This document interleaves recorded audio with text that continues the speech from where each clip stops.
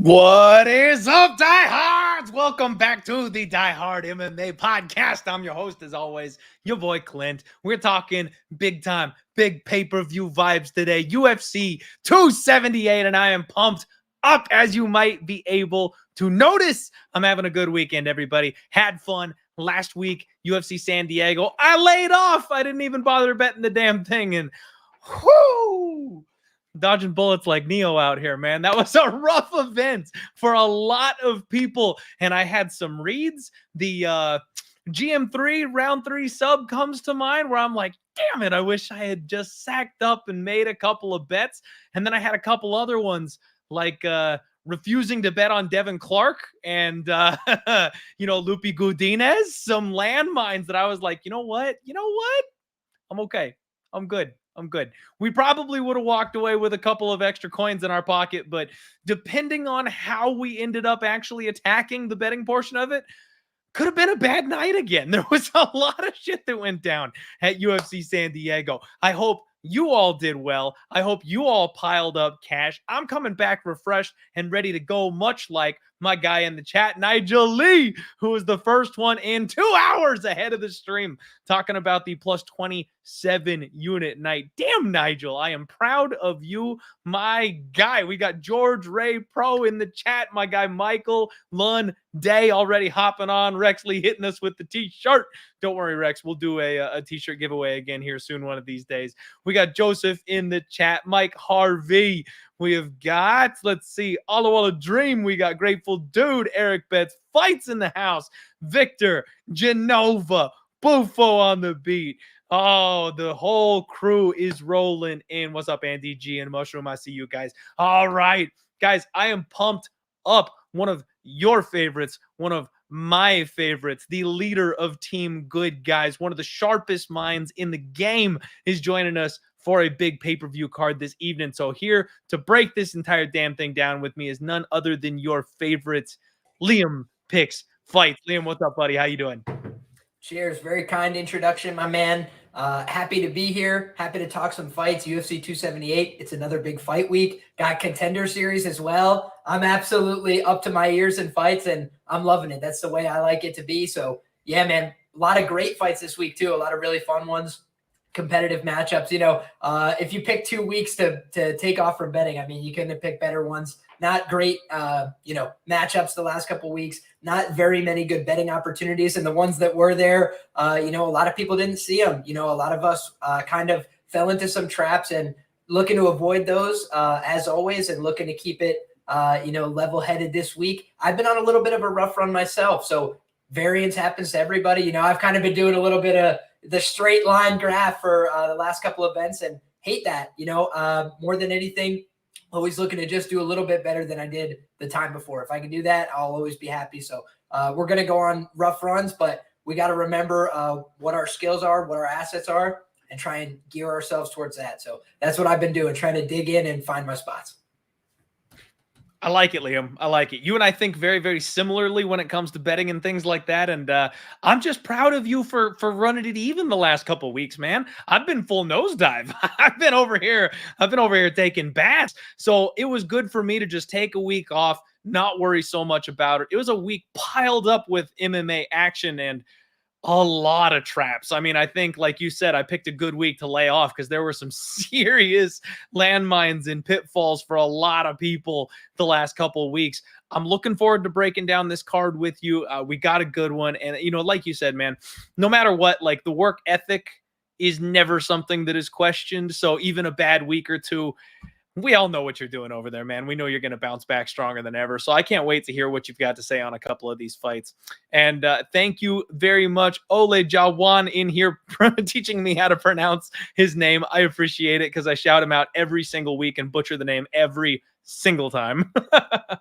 Appreciate you guys all tuning in to support. We've already got over 80 live viewers. Everybody smash the like button for us. Big old pay-per-view vibes this week. As usual, got a shout out Pub Sports Radio for hosting the Die Hard MMA podcast. We got some really freaking cool stuff coming here at Pub Sports Radio, so keep it dialed in over the next couple of months here. And Superbook Sports for bringing us the lines and sponsoring the show. We have Dana White Contender Series. Lost my train of thought there for a sec. Dana White Contender Series lines up at Superbook Sports from now on, so make sure you guys take an opportunity to head on over there and bet some of those. I'm looking forward to it. Liam, any last couple thoughts here before we get started breaking down these fights, or you just want to dive right on in it with me? I'm ready, man. Let's dive on in. All right, let's do it. Here we go. First fight of the night. Victor Altamirano taking on Daniel Da Silva. I believe this was also Daniel Lacerda. So, there's been a couple of names floating out there for this guy, depending on where you end up finding him. Real quick, everybody, before I talk about these fighters, I want to remind everybody, UFC 278 is in Salt Lake City, Utah. We're going to be at elevation. So gas tanks are something that I want to tell you just right now, something we need to bear in mind betting this week, because even people who have decent gas tanks or medium gas tanks, something you're not so worried about, normally speaking, this weekend may have a little bit of trouble unless they prepared accordingly. So something I'll probably be mentioning a couple times throughout the show. Victor is 10-2.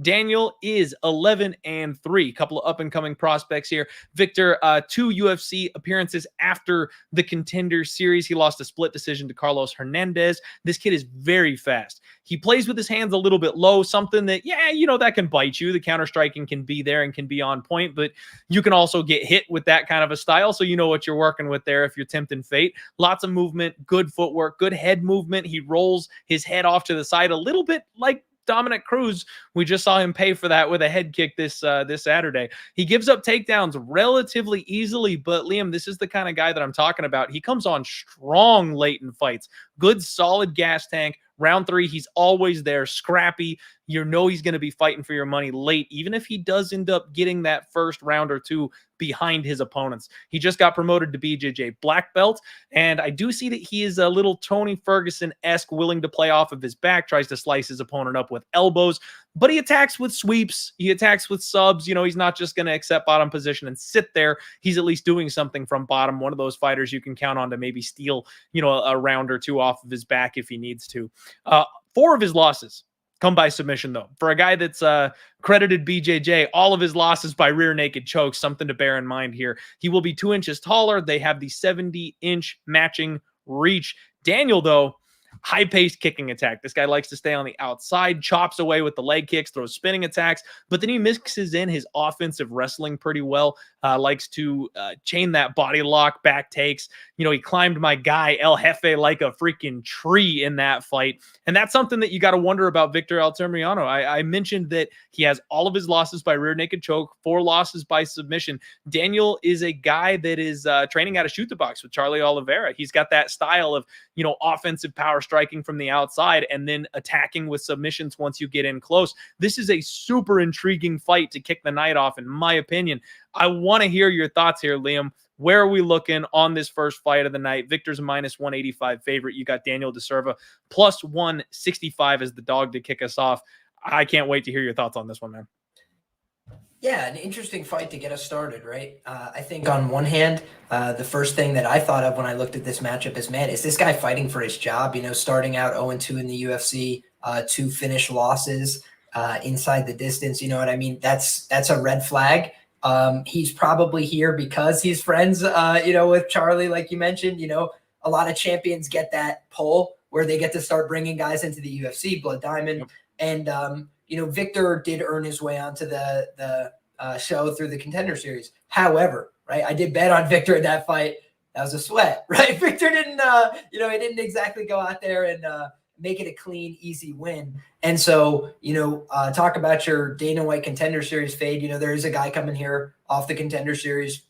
Not sure exactly how high he projects into the UFC. just one thing I thought was interesting is like last week, a lot of Mexican fighters were featured on the card. They were looking for matchups to sort of fill out San Diego. They didn't bring this guy in. I just found that interesting. Maybe they just were more committed to having him on this matchup. But either way, I just think that it's probably a dog or pass situation. I did bet the underdog in his last fight against Molina, and that didn't turn out so good, right? His gas tank's not great, and when you're talking about fighting at elevation, that's certainly not something that's inspiring. But I feel like he's a dangerous guy, and one thing I've gotten away from these last couple of weeks, reminding myself constantly about who's bringing that danger factor throughout the fight. And in the last fight, it was Chito Vera, and I just overlooked it. I was thinking about who's going to win the minutes. And I always talk about the fact that that's important, but it's not everything. And so I don't want to get burnt by that kind of thing again. I think that, down the stretch, I expect Victor to win minutes if the fight is extended. But I think that either one of these guys, has a path to a finish. So I expect violence off the rip. And, it really just is a question of how long the fight goes. In the early portions, I feel like the way more dangerous guy is Daniel, but he doesn't have gas. It's at elevation. Do you really want the, plus 175 is going to feel foolish if at 4 minutes he has no gas left? Like I had the plus 150 against Molina. He gassed out real bad. And I was like, wow, that was kind of stupid. I probably should have bet on my TD or something. So that's the only thing. Maybe look at props. I hear you, man. I kind of had the same thought myself. I feel like Daniel Lacerda is a super intriguing dog to kick the night off. Dog or pass for me. I don't want to lay this price tag on Victor Altamirano, but honestly, guys, this is probably a very good live betting opportunity because if Victor does get off early, and I'm sorry, not Victor, if Daniel gets off early and Victor stays in there, doesn't end up tapping, doesn't give up the sub, you can expect him to pour it on and make this a much closer fight late. So if you can get like an even money or a minus 120 after round one, something like that may be the move.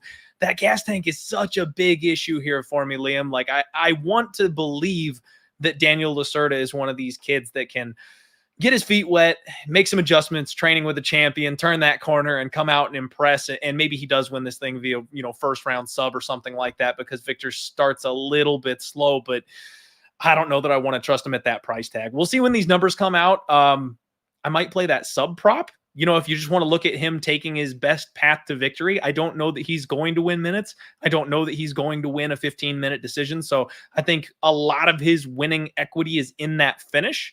So I would more look at playing him inside the distance or by sub if you're going to take a shot on the dog rather than the straight money line personally. What do you think about that? Yeah, I think that that's probably a good way to go. But I always try not to get too cute. That's one thing I remind myself all the time is like I always look at the disparity in price. Like if I'm getting a huge difference between what I think is going to happen and the inside the distance, then maybe I'll go that way. But if it's like, 50 cents or so, if it's really close, I do like to give myself that extra coverage because there's nothing more frustrating than a Paul Craig by sub the night that Jamal Hill breaks his arm and gets elbowed, which I had. So it's just like there's these kind of bets that leave scars. And, I look for inside the distance primarily. But I do sometimes stack wagers as well, where I'll go, let's say I want to put a unit on, I'll put 0.75 on the inside the distance and then a quarter unit or something on the sub prop, if that's how I think the fight's going to end. I hear you. All right, man. So agreement from both of us, probably dog or pass on this first fight of the night from a betting perspective. I guess I'll say at the end of the day, Victor gets his hand raised though. Like this feels a lot like last week on this particular fight to me, Liam, where I said, I don't want to trust the favorite at this price tag, but they probably should win. Last week, all the dogs came through, like all the untrustworthy favorites that I talked about, people not wanting to lay their money on. They shit the bed. And, everyone, I want to just be careful of the recency bias, right? Like all the dogs barked last week. People are going to be dog hunting this week. There are a few that might be able to pull it off, but don't let it like oversway you to the dog side of things because I've been known to make that mistake myself. I want to make sure we try and stay dialed in and not get too far ahead of ourselves, especially in a spot where the favorite realistically should be the one getting it done. Next fight up, we've got Aoriqileng taking on Jay Perrin. Kind of a disappointing matchup to me here, Liam. And I don't mean to talk garbage on the fighters. Obviously, every single person that steps in that cage would kick my ass up and down the street.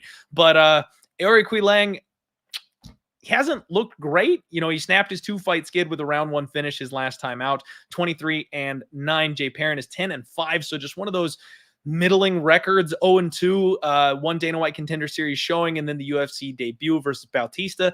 Can't really hold the Bautista loss against him. Bautista's looked like a monster recently. He's training out of Syndicate MMA, doing this camp with Marab, so he's got good training and good partners leading up to this fight. He's one of these guys, though, that really relies on his chin and forces the grappling. He's hittable. His striking leaves something to be desired, but he can just maul you for 15 minutes if he's the one in the driver's seat. Aoriqileng is massive for this weight class, though. Just a big, big dude. He's going to have a 2-inch reach advantage here in this spot.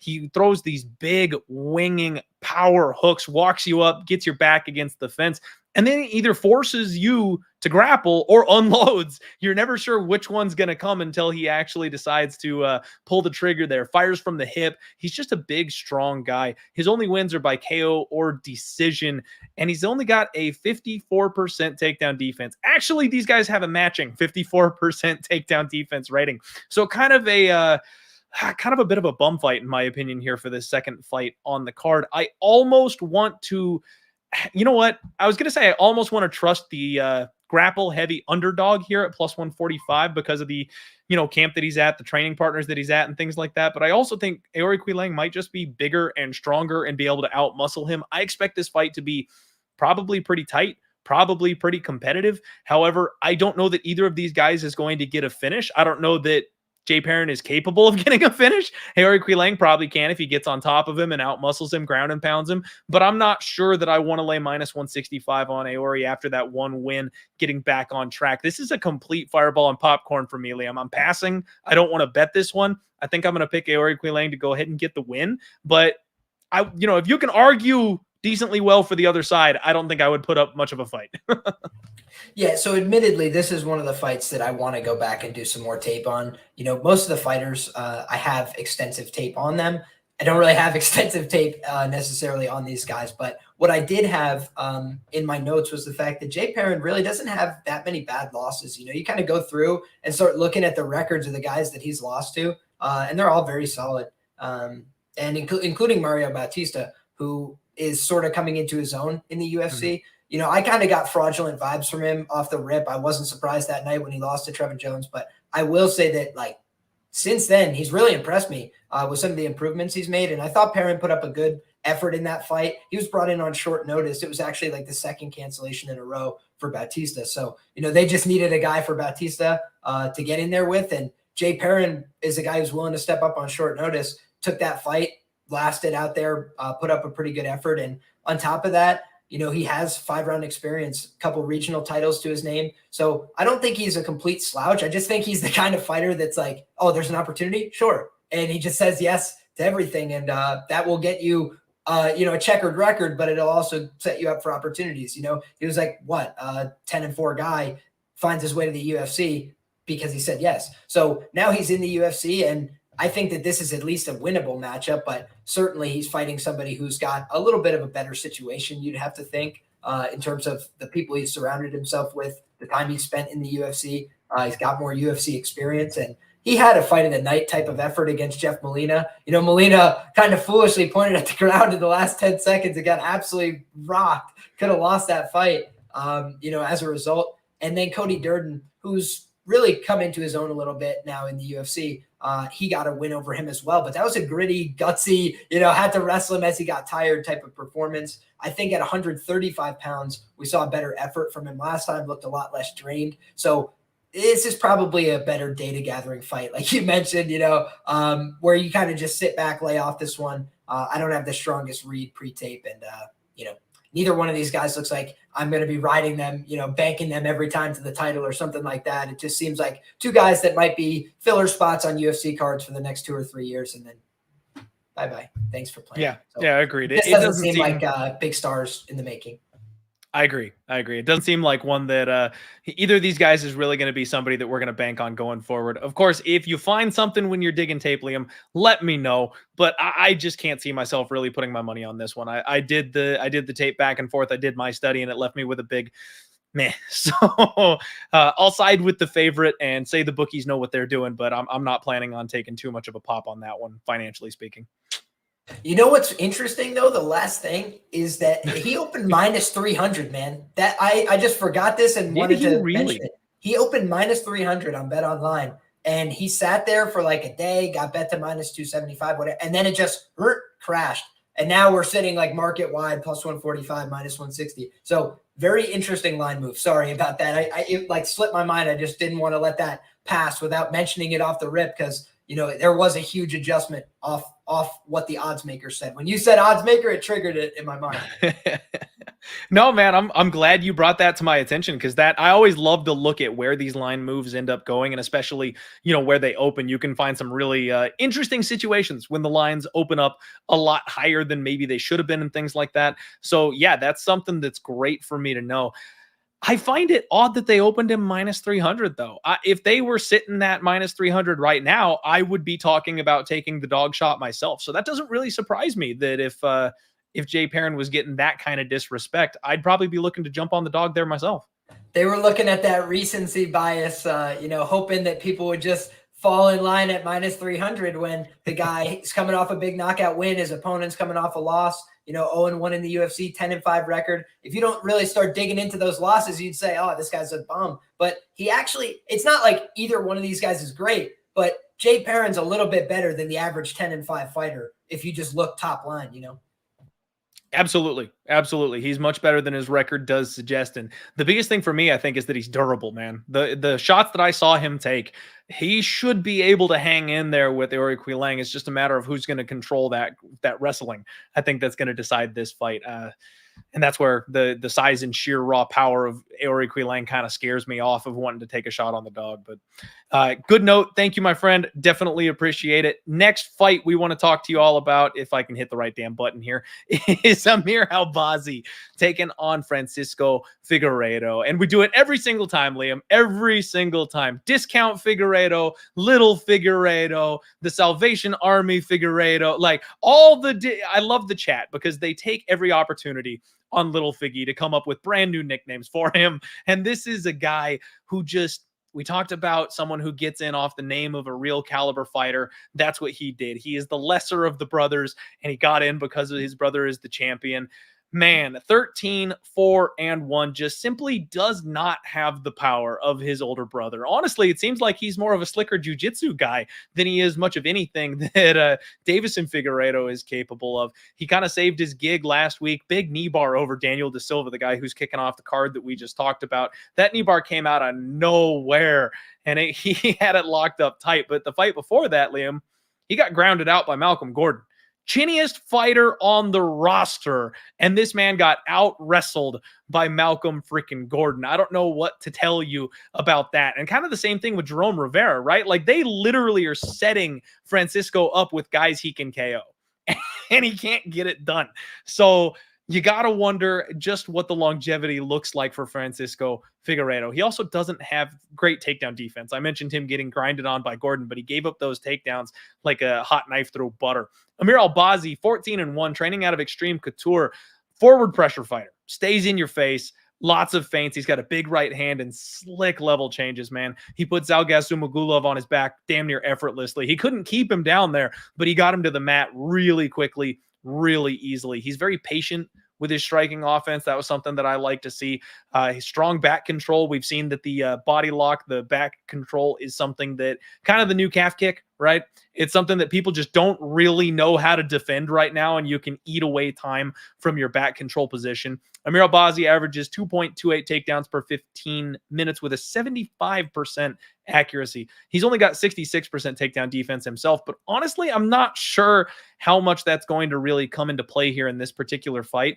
Man, Liam, this is one of those spots where I don't normally like the chalk. I don't normally like the big favorites.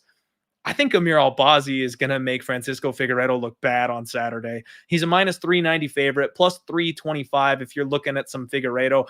I think that he simply takes Francisco down and either controls him or mauls him. It's his choice if he wants to win this thing via TKO or sub on the mat, if he wants to push the pace, or if he just wants to sit in this guy's guard and kind of hold him there and blanket him for 15 minutes. I think this is Amir Albazi's fight to lose. What about you? This is an interesting one to me. So the only bet I've ever placed officially on a Francisco Figueiredo fight is the under 2.5 rounds at -150 in the Malcolm Gordon fight. I couldn't believe that one went the distance, man. I really couldn't. Me too, man. Me too. Like, if anything else, I could have imagined either guy winning, I suppose, but I couldn't imagine it going the distance. So bless him for it. But what I think I've learned about him over time is that, like you mentioned, he's really not that great at striking. He's not very fluid on the feet. He doesn't move all that well. But what he does do, he's got pretty dangerous submissions. That was a really impressive knee bar, and he has been able to compete with guys in the grappling. Malcolm Gordon, he gets a really bad rap, but I think he just can't take a very good punch. He's got a very poor chin. I don't think he's a bad fighter. I think that he's got good jiu-jitsu, for example. And that's what really impressed me about Amir Albazi, is that he got taken down and he pretty quickly submitted Malcolm Gordon, very tight choke. So I think that Amir Albazi is a talented grappler. Definitely has got to shore up that takedown defense a little bit at the higher end of the division. But, he's got an active guard. He's got a competent guard. We'll talk about some other fighters on the card like that as well. But I think that it should be a fun and scrappy grappling fight early that either guy could kind of win while dry. That's the only thing. Is like, I do think Figueiredo's got really good snatches on his BJJ. He's not, incompetent. So he's good. He just tires out. And then when he tires out, he looks like crap in all phases, really.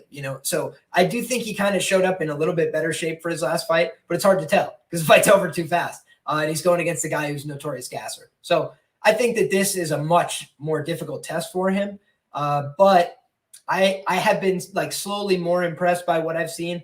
There is always that disparity between brothers. This guy's not going to be a UFC champion, but he's kind of fought some pretty decent guys at this stage. He's got it. I know that they don't look like great names on paper, but they're guys that I think will have a couple more fights in the UFC. And he's starting to do better and better. So I think his confidence was a little bit shaken in the first fight. Now he's getting after some finishes. He might go out there and look for his own grappling early against Albazi. I wouldn't be surprised if he got some takedowns, but I think Albazi will outlast him and will end up getting the win.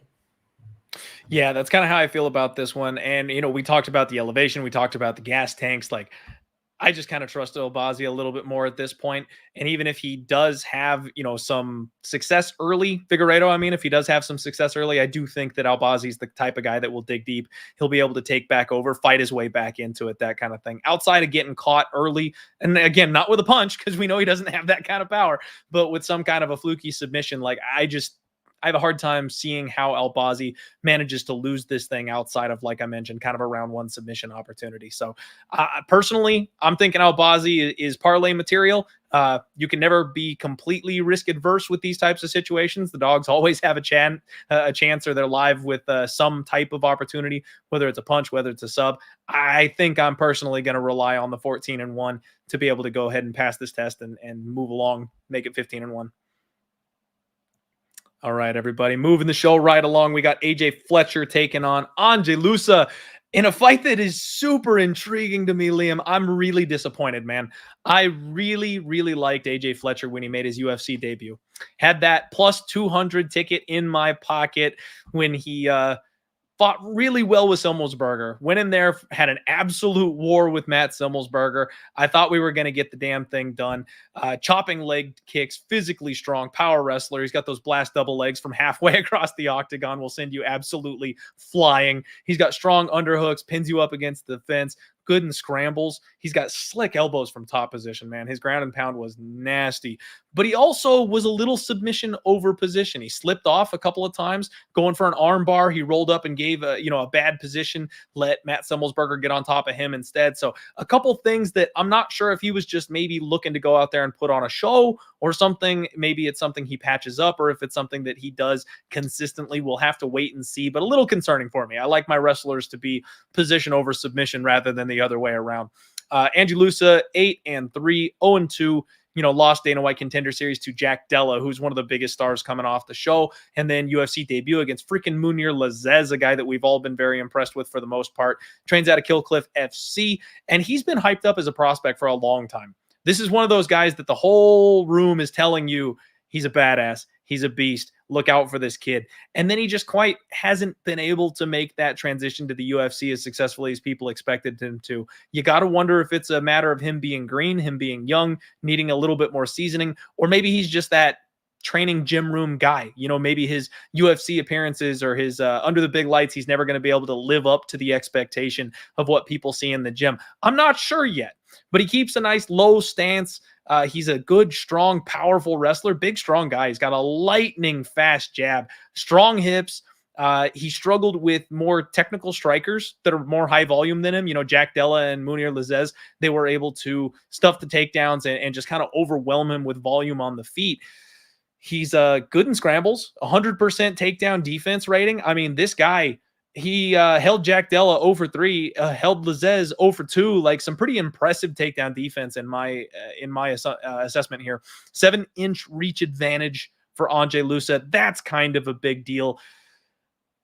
I wonder about the gas tank, though, Liam. He's a bit of a low-volume guy. He's a bit of a big muscle monster type of guy. I think that 7-inch reach advantage is going to make this fight a whole lot better for him than the slick strikers like Jack Della and Munir Lazez. This is a spot that he probably should be able to get done, probably should be able to get the win. But at the same time, that relentless high pace that AJ Fletcher keeps, I wouldn't be shocked if he's able to start having more success late. If he stays conscious and Ange doesn't hit him with a big bomb early, AJ can work himself back into this fight. This one's very intriguing to me. A couple of prospects that I'm very interested in. But at this point, I think I may want to just take some notes here.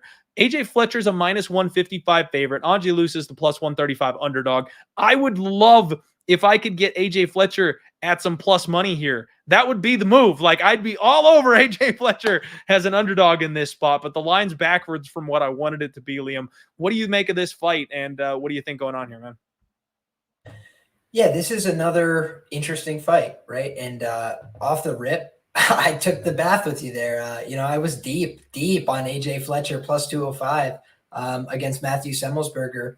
And on top of that, shout out Locker Room. But on top of that, I felt like Ange Loosa, I'm trying to look at my Bet MMA history right now to see. I'm pretty sure this guy let me down as well. Yeah, in fact, I have bet Ange Loosa twice as an underdog, and he has dropped the ball for me. So I'm at the stage where I'm pissed at these guys, and not at them, I guess at me. I've been making some donations on these guys, and maybe I should take that as a sign, right? And maybe you guys should take that as a sign not to listen to me on this fight. But for whatever it's worth, what I liked about AJ Fletcher coming into the UFC, and what I should have remembered is that guys get UFC jitters, right? For sure. And this guy came out there and I felt like he was making mistakes that I didn't see him make regionally, like some control positions in the grappling. Like you mentioned, he just gave them up in ways that I was like, whoa, he looked like he had much better control, a lot more focus in what he was doing regionally. And even that being said, this is a guy who started training MMA in college. So he kind of got into the game a little bit later on. I think that we see a little bit of that into his style. He's a former football player, but that's why he's got that come forward aggression, intensity. None of those things will ever be a problem for him. The question is just, can he refine those mixed martial arts skills against some of these better guys? And in this case, Ange Loosa, he's been having a tough time getting off his game. He's been having a little bit of problems with that. You mentioned he's done a good job negating some of the better offense from people, but he's this point had a problem imposing his will, let's say, in a fight. And eventually you got to do that. It's Esser get off the pot time for both these guys in a way. Kind of a little bit fluky, the win on Contender Series for AJ Fletcher. I'll be honest, I had money on him that night as well. Smaller amount, a parlay that night, and it did end up cashing. But, that night he was kind of getting tuned up a little bit in the striking, found a big knee, boom, fight's over. In his last fight, he was able to find some success with the wrestling, but wasn't able to turn it into a victory. So here it's going to be about combining those elements. Is he able to work his wrestling and his striking a little bit better in tandem? I think that he has, this clear athletic, explosive power. This is another guy who opened up as a bigger favorite. Odds makers bet online minus 190. That's what this opened at. So that's like another correction here of sorts. But I wonder, AJ Fletcher, he's a guy who's taken money in every other fight. So I think that, I've never been a bookmaker with a part-time job. I'll leave it at that. That's fair enough. That is fair enough. And you know what, Liam, I was right there with you actually on both these guys. So I did not bet Loosa against Lazzez. I'm a Lazzez truther. Like I believe I was either on Lazzez or I passed that night. Not sure which way I went there. But on the Contender Series, I didn't know who Jack Della was. I was all over Loosa in that fight. I learned real quick who Jack Della was that night. And then, yeah, I bet on AJ Fletcher as a plus 200 underdog in his first fight. So you and I both have been right there with you. And there's nothing like being wrong on both sides to really shake your confidence going into a bet here. Another spot where like I kind of agree with the line movement, where if you're giving me a decent dog, I kind of want the dog in this spot.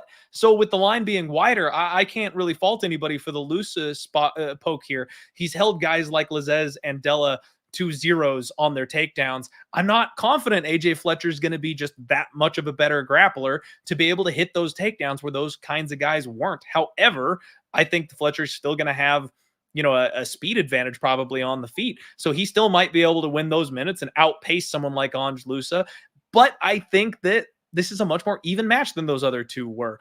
Ange Loosa is going to have the power edge. He's got that explosive athleticism in his back pocket. He can absolutely catch Fletcher with something coming in, especially when he's running halfway across the cage for one of those double legs without really setting it up. So I can see Ange Loosa winning this fight as the underdog. Like I said, I would love to bet AJ Fletcher if I was getting the dog price. The line is backwards. It's a pass for me.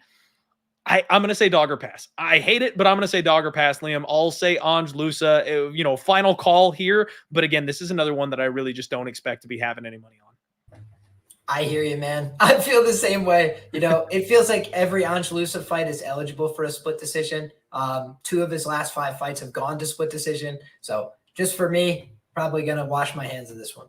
And and maybe it's because of the way that they're built, but he just reminds me so much of Tresean Gore that I'm like, I've had such bad luck betting Tresean Gore, and I look at Ange Loosa and I'm just like, damn, they're so similar, man. Like I don't want to line up there and lose again on it. So yeah, definitely going to sit back, take some notes, and we'll come back next time, maybe on one or both of these guys after we get some info. Next fight up, everybody, ladies night, Miranda Maverick taking on Shanna Young. And I just have to take a minute. Just got to take a minute. Everyone needs to pump the brakes on the Shanna Young hate. Everybody is so quick to just drag this girl in her last couple of fights. And she lost to Macy Chiasson up a weight class, right? She lost to Stephanie Egger, one of the weirdest stoppages I think we've ever seen in the cage. I mean, Egger, she was hurt, don't get me wrong, but she was literally intelligently defending. She was rolling, she was covering, she was protecting herself, and then the ref steps in to wave it off. Now, again, that might be one of those ones where he saved her a future beating, like maybe the fight just continues that way and she gets TKO'd in 3 minutes or something like that. But she was absolutely doing everything that you would want a fighter to do in that circumstance. And then she comes out against Gina Mazzani and looks like a whole new woman. I cashed a nice big ticket on her there because, dear God, who made her an underdog against Gina frickin' Mazzani in the year of our Lord 2022? I will admit, though, this is a very tough matchup for her.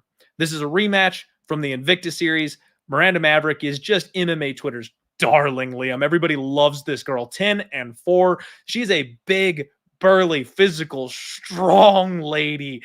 And honestly, I think she's a little overrated.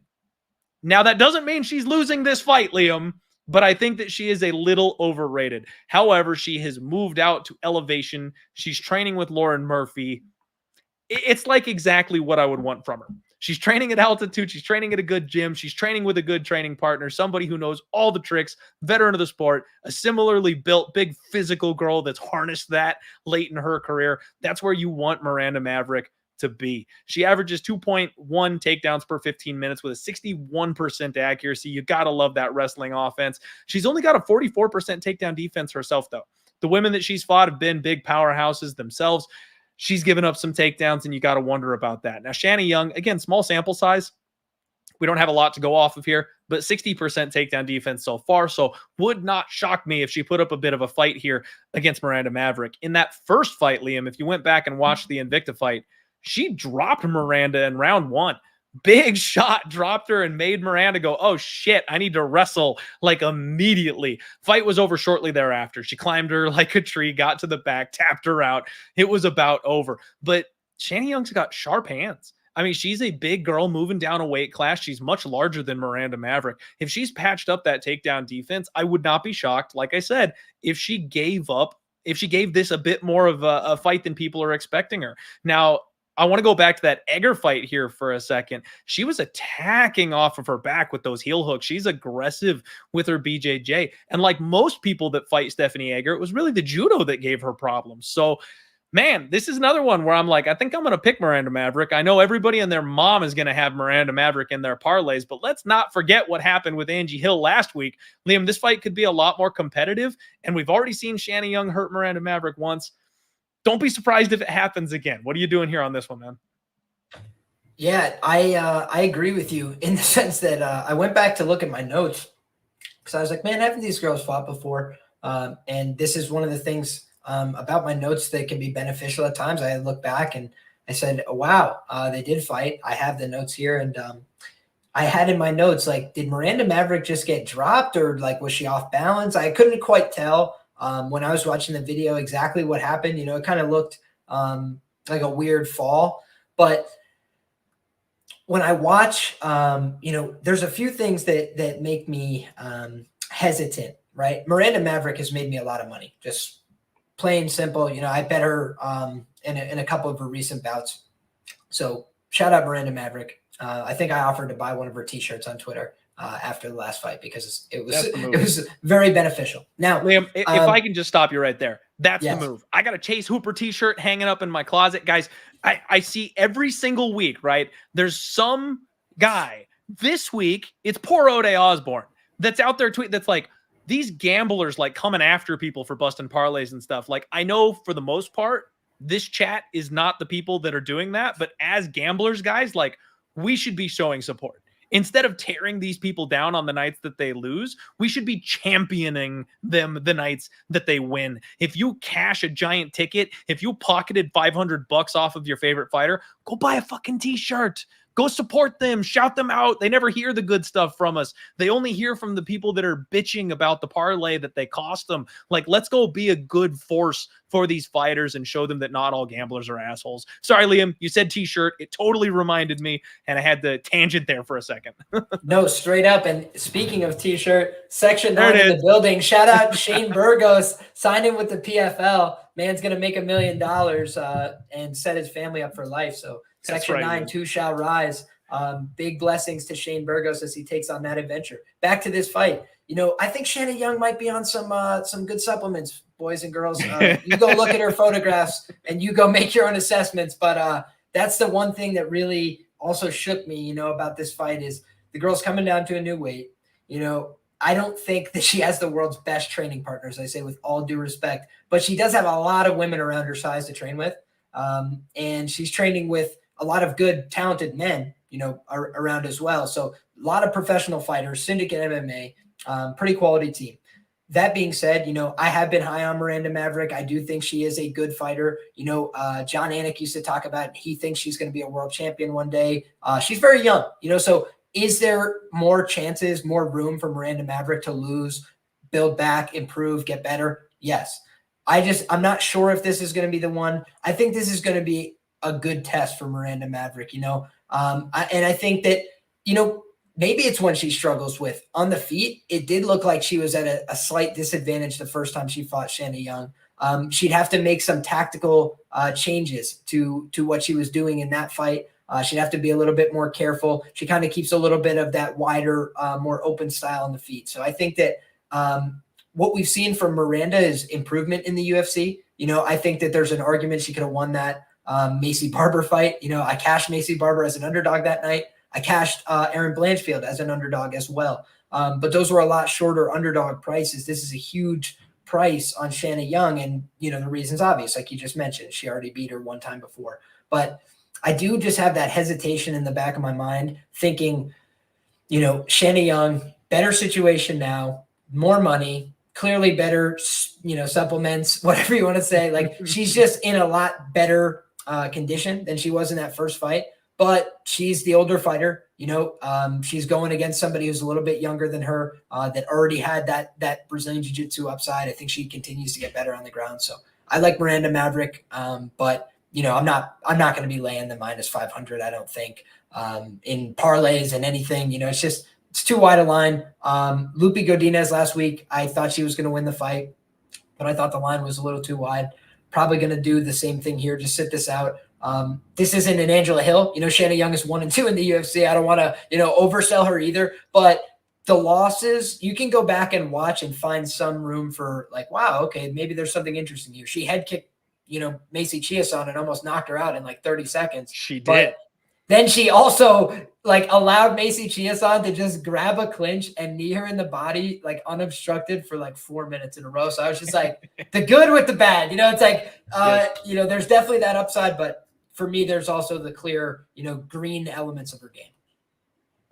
Yeah, man, it's one of those bad spots where anybody that knows me knows that I love to find just some of the most god-awful fighters on the roster, and those brief shiny moments that they have, I expect them to be able to fill out and turn that corner. And Shanna Young is becoming that fighter for me. I mean, especially because we pulled off the upset last time and she got the win. It makes me want to, go back to the well with her. I think this is a bad matchup for her, but geez, -500 on Miranda Maverick, +400 the comeback on Shanna Young. Like, if Shanna Young's winning this fight, she's finishing.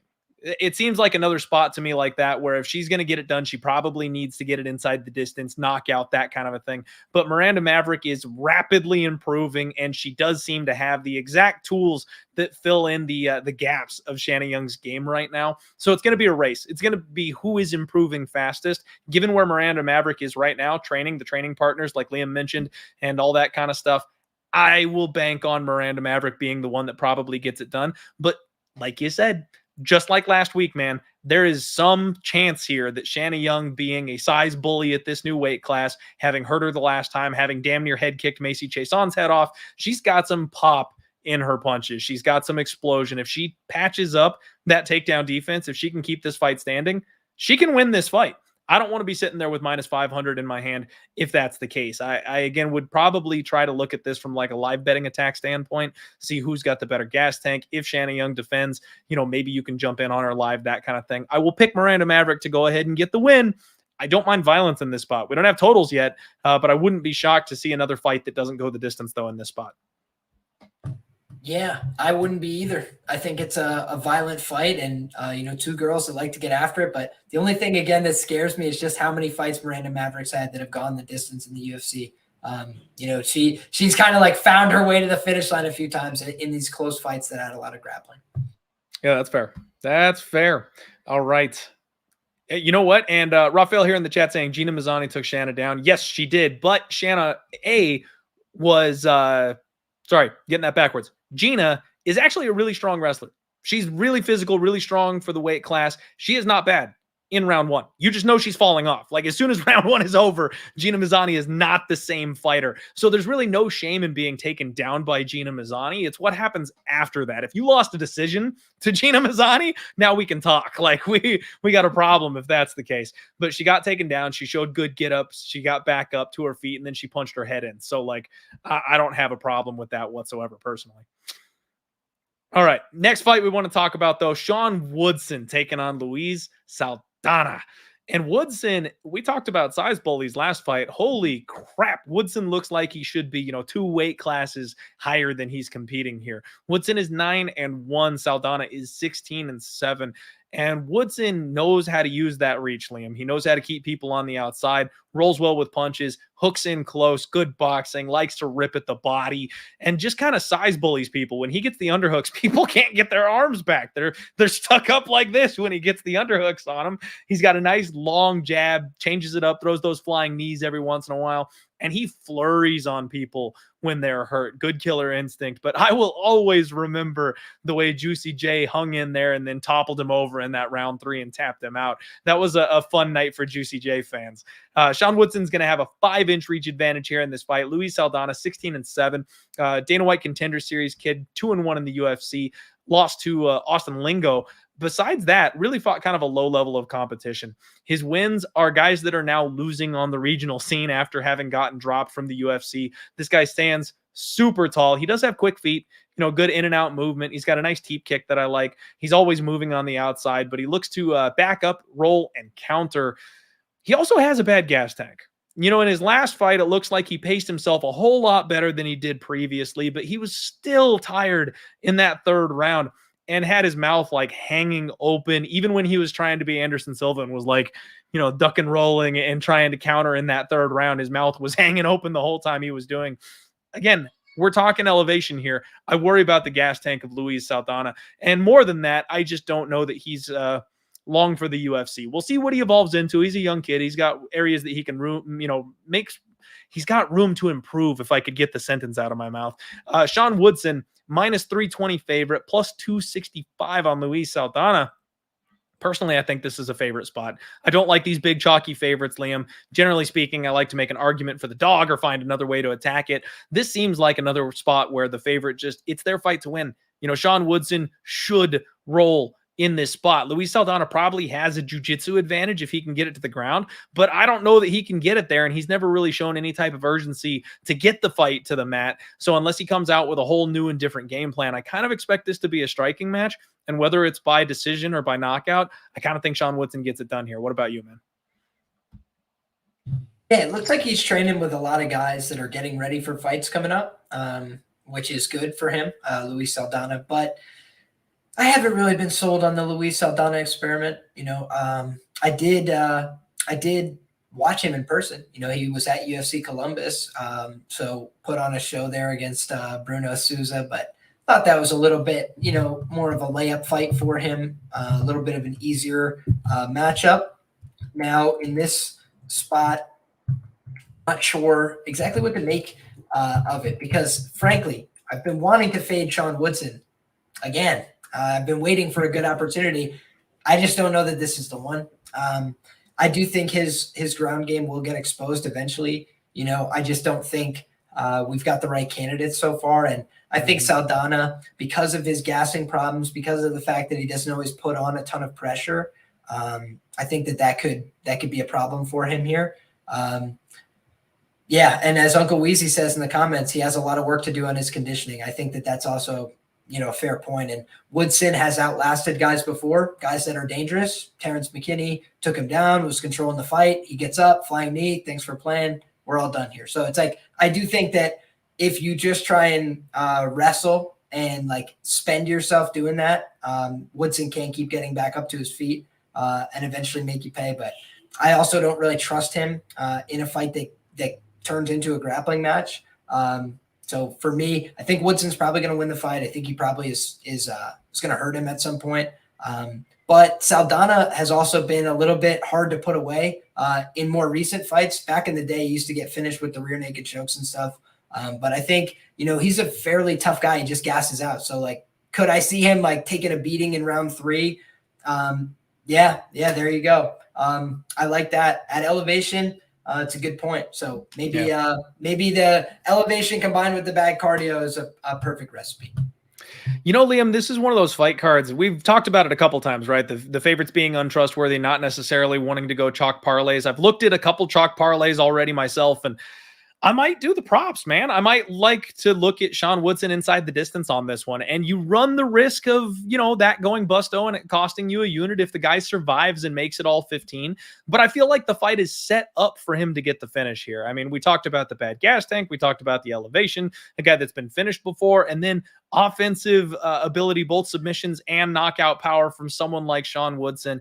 Like you mentioned, I'm actually not sold on the guy either. I'm not a chest beating Woodson guy, but I'm pretty sure he should finish Luis Saldaña. I might play him inside the distance rather than sinking up another 300 favorite into a parlay or something like that this week. Makes sense to me, man. And to be honest with you, I think as it opens up market wide, you'll probably see a 2-1, maybe even higher. I've seen plus 175 on Bet Online, and normally they go a little bit shorter on that kind of thing than the market. So okay, probably good get to know. 2-1. Hey, we were getting 2-1 on Cheeto last week. And honestly, guys, I stayed off the entire card last week. The one bet I was going to make was Cheeto inside the distance at plus 200. And that's where I was sitting there trying to put my plays together for last week. And I went, you know what? Like nothing's just like coming easy to me except Cheeto inside the distance. I don't want to be wrong on the one bet that I make if he like makes it to a decision. So I just stayed off the whole thing. Little bit of a bummer. Could have pocketed that one and it would have been a nice night at the office. But that's kind of how I'm feeling here, especially if they're giving us plus money on it, because I know he can be a bit of a decision machine. I'll play the Salt Lake City angle. I'll play the elevation angle and say that I should expect the gasser to gas a little bit harder this week. He called it a home fight for himself as well. I thought that was interesting. Interesting. For Woodson. Yeah, I was like, okay, I'm going to look into that. Got to show out against the home crowd. Absolutely, man. All right, everybody. We've got 232 live viewers. Y'all know the drill. Smash the like button for me. We're going to hear a quick word from our sponsors and break down the rest of this card for you. We'll be right back.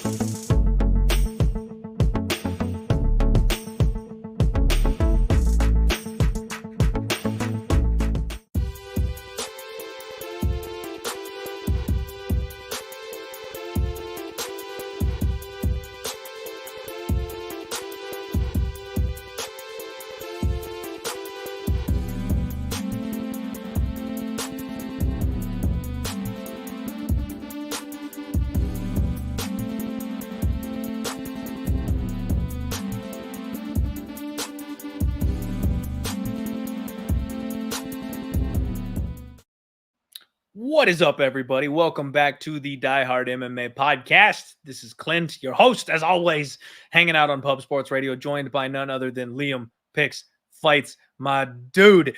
And we got to say thank you to the sponsors, of course. Pub Sports Radio always helping us out. Like I mentioned at the top of the show, got lots of really awesome stuff coming right around the corner. If you guys need a book, of course, all of our codes, if you use any of Pub Sports Radio referrals, is going to be promo code Pub or Pub Sports. Those are the two codes that we use. And I think we've got Prize Picks as well as mybookie.ag. So deposit codes and things like that, bonuses for those places if you need a new place to go ahead and throw some money down and get your gamble on for the weekend.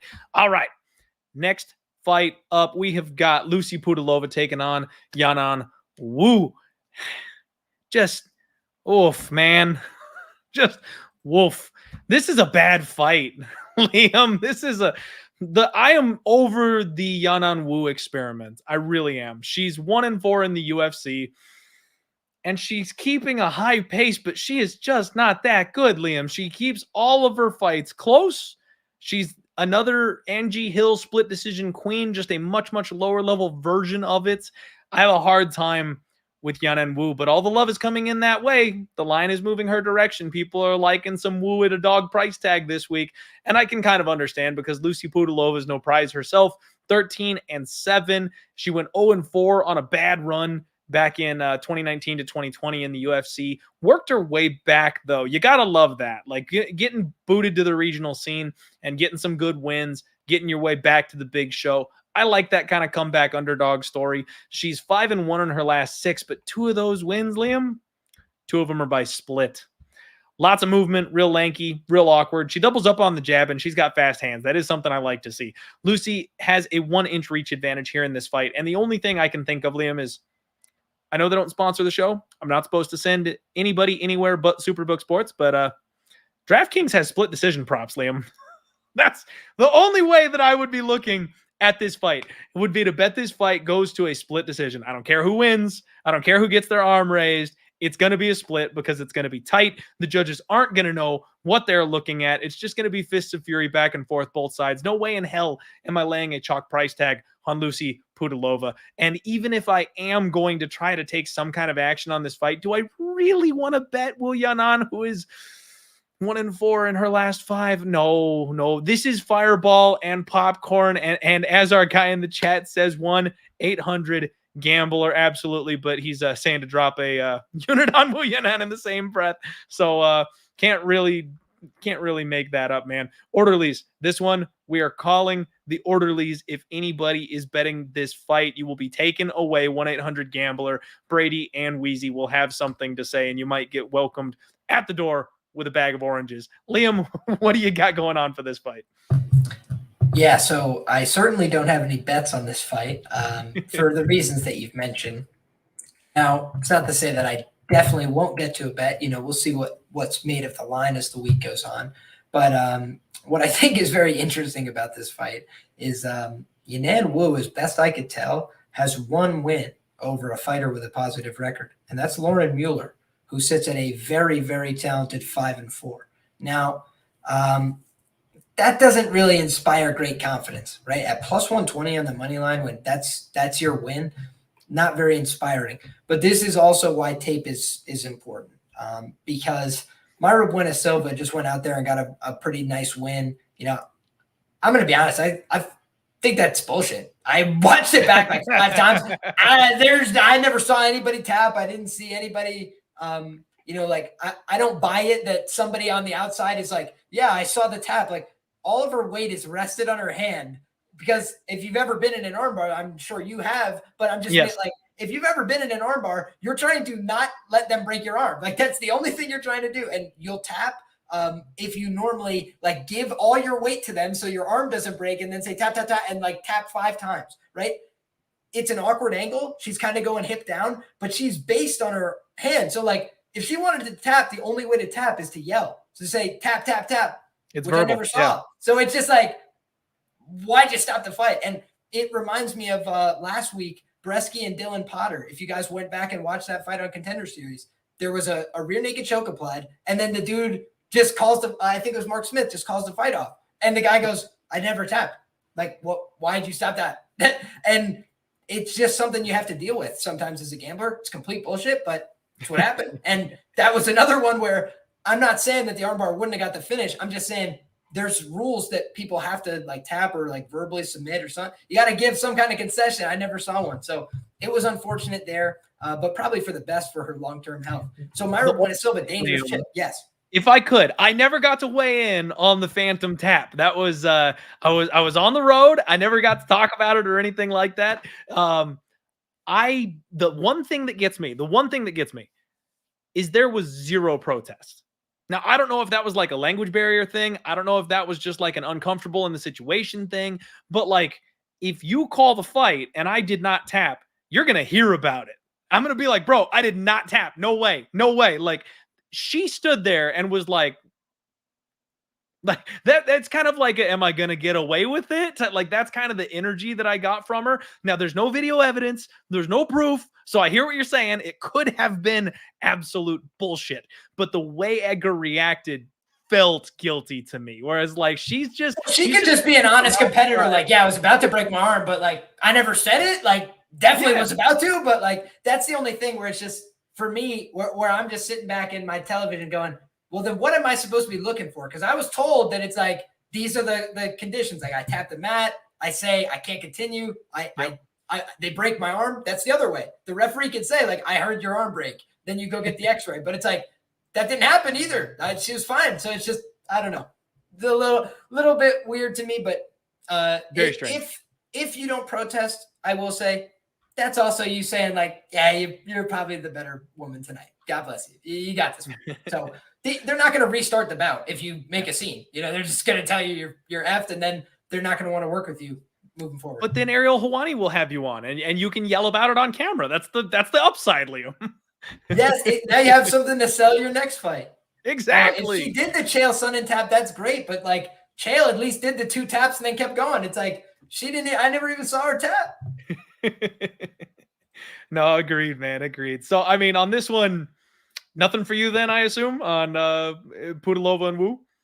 No. I mean, the thing about Pudilová is just, when you think about who the UFC would want to win, I would think it's Pudilová. Why else would you bring her back? She was gone. They brought her back. Yanan Wu doesn't look like she's long for the organization, right? It's like she has like a 1-4 record. Her one win, like I mentioned, is over 5-4 Lauren Mueller. Otherwise, she was beating up 0-0 girls on the Chinese regional scene. And then, frankly, like, the one girl she fought that was tough outside the UFC was Yana Kunitskaya, and she got cleaned up. So it's just, she's never really proven she's at this level. She's shown flashes that she can compete with girls, but in the elements that they're not the best in.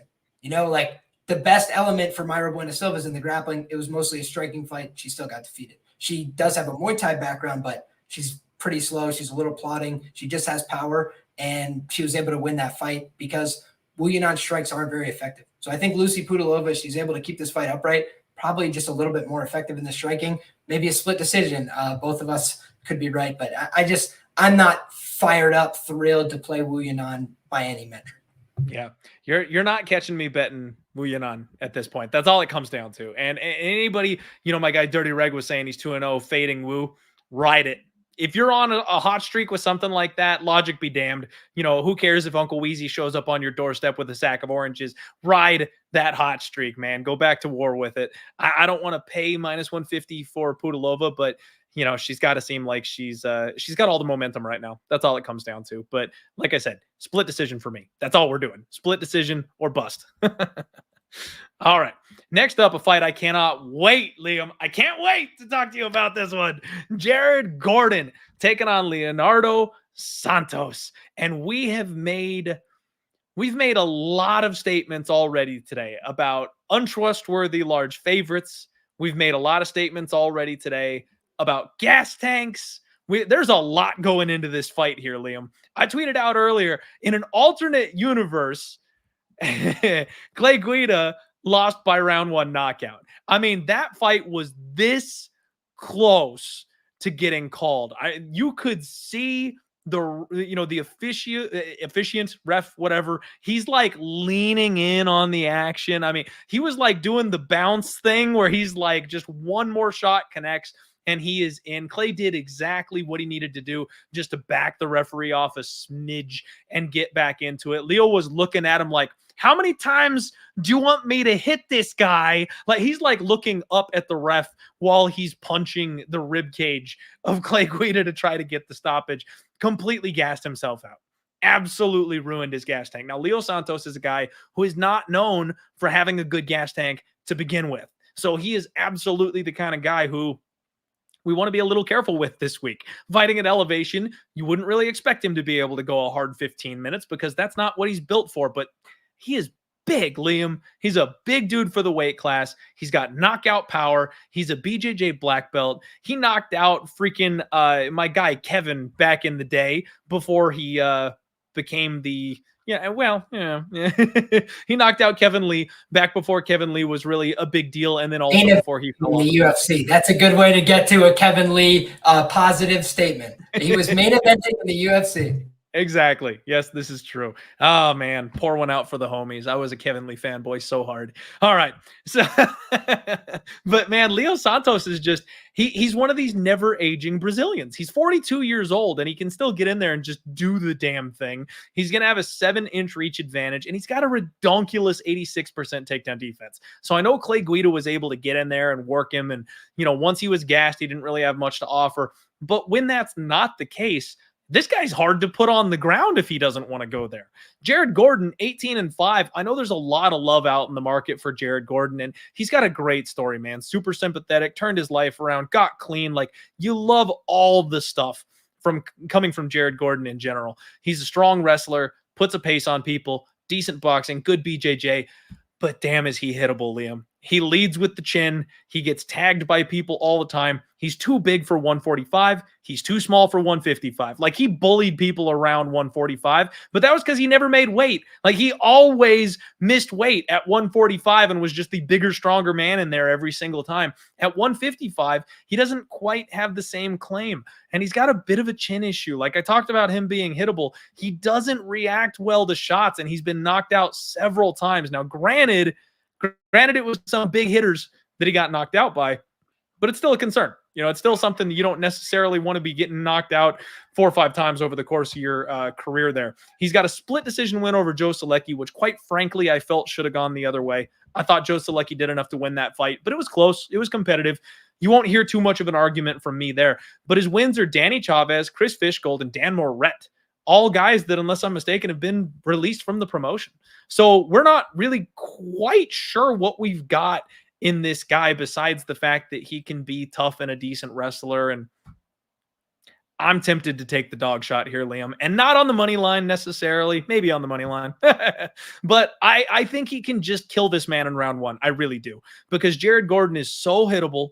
If he comes out and tries to wrestle early, he's going to run into that 86% takedown defense. He'll get sprawled and brawled on here for the first round or so, and I don't know if he gets through that. Now, if he tries to drag Thiago Santos late into the fight, that's his path, in my opinion. That's where he's going to be able to do that.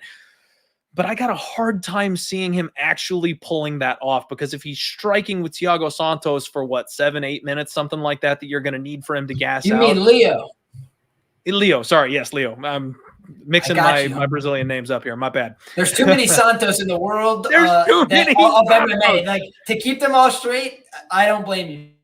God, you get on autopilot, especially when one's fought recently or is fighting soon. Like, the wrong Santos is floating around in the memory there. So yeah, Leo, my apologies. At any rate, long story short, I think Leo is extremely live in round 1. I think the Leo knockout prop is going to be something I probably go for. And Thiago Santos Bufo would absolutely end Jared Gordon. I don't think that fight's getting booked. But Jared Gordon is going to have to drag this fight late, kind of like Clay Guida did in the last fight. And honestly, I don't know that he can go through the fire the way that Clay Guida did. I think if Jared Gordon gets hit with the same shots that Clay did, this fight is over. It's not going to be a referee needs to save him type of situation. It's going to be a waking up looking at the lights type of situation. So I kind of like the dog here in this spot. Now, I understand that it's one of those could blow up in my face spots, but I think the price tag, it makes it fair. It makes it warranted here for me. I'm not laying minus 300 on Jared Gordon. He's a minus 280 favorite, plus 240 on Leo Santos. Liam, am I crazy? Are you on Team Gordon here on this one? What are you doing? So this is going to be a funny one. I'm going to read you a list of bets I have placed, prop bets on Leo Santos fights. And I'm going to start with all the ones that I've lost, okay? Okay. All right, let's go. Leo Santos against Grant Dawson. I bet on him to win in round 1, plus 600. Round 2, plus 850. TKO in round 1, plus 1,000. And sub round 1, plus 1,400. But I ended up profiting on the fight because I bet fight does not go the distance at plus 130, and Grant Dawson to win in round 3 at plus 1,200, because Leo Santos, huge gasser, right? Mm-hmm. Always has been. And especially as he's gotten older, it's gotten more and more pronounced. But like you mentioned, he kind of went out there looking for the kill against Clay Guida. And do you know why that broke my heart, Clint? Because of course I had Leo Santos wins inside the distance plus 220. Leo Santos wins by submission plus 500. And Leo Santos wins in round 1 at plus 550. So rip my heart out of my chest, man. And I was thinking to myself, the one thing that really, really pissed me off about that fight is you are a Brazilian Jiu-Jitsu legend. And that's true. You can go look at that, outside of his MMA career, before he ever came to MMA, you'd never know because he knocks everybody out. But the guy is extremely good at Brazilian Jiu-Jitsu. And he has a guy hurt in front of him who's been submitted innumerable times. And he's like, let me punch him until I have no cardio left and just quit. And that's basically what happened. He realized I have no cardio left. He stood up and he quit. And he knew he wasn't going to win the fight. And he started backing up, and he basically conceded mentally right then. So for me, that was a huge problem. Kind of like the first fight of the night, we talked about ABCs. Always bet on cardio. Is something that stuck with me. It's burnt me a million times going against it. Will I hate on anybody for taking those early round props? Of course not. I've done it a million times. It has burnt me just about every time. But, it's always alive. It's always on the table. The guy always puts people in danger. So I think he is the definition of a live underdog. But just to give a little bit of credence to the Jared Gordon side, I'm biased. Jared Gordon's a Brazilian Jiu-Jitsu Renzo Gracie guy. So I do want to give him that shout out. Trained with a lot of really good guys, trained with the Danaher Death Squad guys. So he's a very, very talented fighter, and he does have a lot of plus level skills. But like you mentioned, the durability hasn't always been there. The weight management hasn't always been there. Recovered from a lot of problems, but sometimes that can have an effect on your body, on your ability to wear damage and things like this. We've seen examples like Court McGee, though, fight well into their mid and late 30s as recovering addicts. And he's one of the hardest, like, dude, I mean, I'm convinced it gives you superpowers, Liam. Matt Brown and Courtney Gee. I'm convinced that's their vat of acid. That's their radioactive spider. Like, you just do all the hard drugs and apparently you become immortal. Did you hear that? That ain't a good sign if you're on the Dawson side. My dog just started. What happened? My dog just started spazzing out there, going crazy. So, hey, you might have the narrative that you need, but yeah, for me, probably going to end up staying off this one. Just I don't know. It might just be because I have the the betting on an older fighter and getting brutally knocked out fresh in my mind, but probably just going to let the legend go.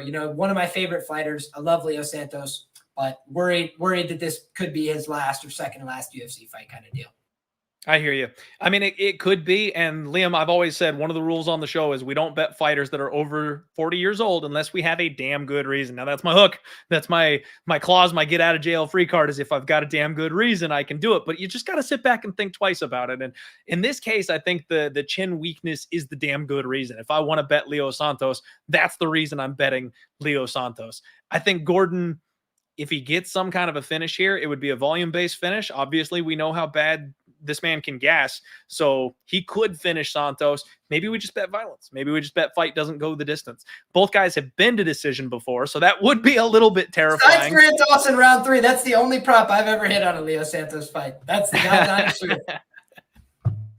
Oh man, but it's like clockwork. Like, he just runs out of gas. I mean, but you got to wonder if that last fight going the way that he did, I can't imagine him coming back here and making the exact same mistake. Like, he's not the type of fighter that makes those kinds of rookie errors, in my opinion. So if he does gas out, it'll be because Gordon gasses him out by forcing him to work, as opposed to him gassing himself out. I think he would pick his shots a little bit more, and I think he'll probably let the finish kind of come to him this time rather than forcing it. So options. The reason I love this matchmaking is because it kind of puts Leo Santos in this position where it's like, do I go out there and be the violent round 1 marauder? Because that's almost the best archetype to beat Jerry Gordon, right? Just run over him in round 1.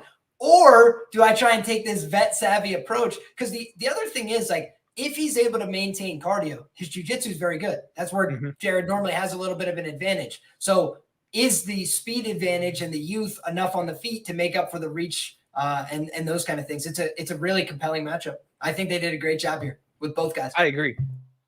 This is really fun matchmaking, but at the end of the day, for me, it's dog or pass. I'm going to say dog or pass, and if the number quoted in the chat is correct and we're getting plus 850 on the knockout prop, I will be betting that knockout prop. That I can promise you, if it's plus 850, I'm betting it. So you guys, chips are down. You already know where that's going. All right, we're getting last couple of fights here, 4 or 5 fights or so before we wrap everything up. Tyson Pedro taking on none other than Harry Hunsucker, the legend himself, the big man, Harry Hunsucker. Oh boy, Liam, are they just trying to get Tyson Pedro back on track or what? This man had a long layoff and comes back to a couple of cupcakes. I mean, Harry Hunsucker is 7-5, 0-3 in the UFC. All 3 losses by round 1 knockout, and yet here he stands. He's got a 100% finish rate, both for and against. Never seen the judges' scorecards. 3 knockout losses, 2 by sub. Tyson Pedro looked great off of that 4-year layoff, man. He really did. But at the same time, he was fighting a relatively low-level opponent. Another one of my guys that I just absolutely fell in love with, the underdog story, Ike Villanueva, that I was cheering for when he still had a job with the UFC. This guy's got big power in his right hand, very light on his feet for a big man, good in and out movement, powerful knees to the body. He just kind of glides backwards out of his opponent's range. Can have a 4-inch reach advantage here in this spot. And another fighter that's patient, another fighter that knows how to pick his shots to go ahead and get that kill. I think he can win this fight pretty much any way that he wants to. I think that if Harry Hunsucker comes out and does what he does, he's going to force the action relatively early. If you want to pick your poison, honestly, I think a sneaky look on this one might be Tyson Pedro by submission. He's got more subs than he does knockouts. The club and sub is definitely something that could be live. If you've got Harry Hunsucker shooting a panic takedown, he will lock something up that way. Lots of tight chokes. I think Harry is dead man walking. Tyson Pedro minus 700, obviously the move. Don't want to bet it that way. Violence under 1.5 minus 300. Holy shit. Like, do you really want to go that direction? It probably hits. This is a tough fight to bet, Liam. I'm not making a case for the dog. I think Tyson Pedro should roll here. Yeah, man. I think so too. I don't think Harry Hunsucker is very good at MMA. But I do think he's tough. You know, I don't think necessarily Pedro is just going to be able to put the hands on him and put him out. You know, I'm interested to see what he looks like at 205, you know, because he was weighing in like 238, right? And that's a little bit small for heavyweight. So I think that the fact that he's moving down to 205, that shows a little bit more lifestyle commitment. You know, it does show a little bit more investment in your career. I do like to see people perform at their optimal weight, whatever that is. You know, we see Jared Cannonier comes all the way from heavyweight down to middleweight, right? Where then he gets a title shot. I think that those kind of things matter. You know, what weight class you compete at plays a huge difference. But do I think Harry Hunsucker is going to like turn into, you know, an elite, an all-time great, the GOAT? Everybody loves this guy this week. And I think, listen, what's the upside on a Harry Hunsucker? He's plus 550. It's an extremely volatile heavyweight, light heavyweight. You know, these matchups where violence, first round violence, like people just getting into a car crash type finish happens more often than in other weight classes. So Liam, sure, if Hunsucker pulls a Chase Sherman and saves his job by knocking out this man, oh my God, I will lose my mind if that happens. Hey, it's heavyweight, man. It's heavyweight. Or excuse me, it's light heavyweight. And I think this, man. Harry Hunsucker, he throws bungalows, you know, and Tyson Pedro, people forget, I think, but that Shogun fight, you know, I saw him describing it. He was like doing a talkover with Israel Adesanya, and he said, like, I went to like step back to avoid the punch, and my knee gave out after already being like kicked out from underneath him earlier in the contest. And I did see that back on the tape when I rewatched it. His knee was badly compromised when he lost to Shogun. But the question I always have is like, surgically repaired knee on a minus 900, what could go wrong? It's like, we just saw Tom Aspinall versus Curtis Blades, right? One leg kick and the fight's over shortly thereafter. Pedro likes to throw leg kicks. You know, he likes to get after it, and he's throwing it into a tree trunk, you know, so he's just throwing it into a side of beef as hard as he can. It's just, that's the kind of thing where variance becomes a factor. So for me, violence is the number one answer here. You know, I don't envision Harry Hunsucker wrestling his way to a 29-28 decision. I think somebody's probably getting finished here, and probably early.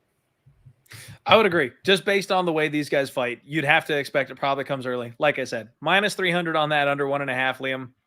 It makes sense. I don't like it. That's a lot of juice to lay on a 1.5, but yeah, that probably lands.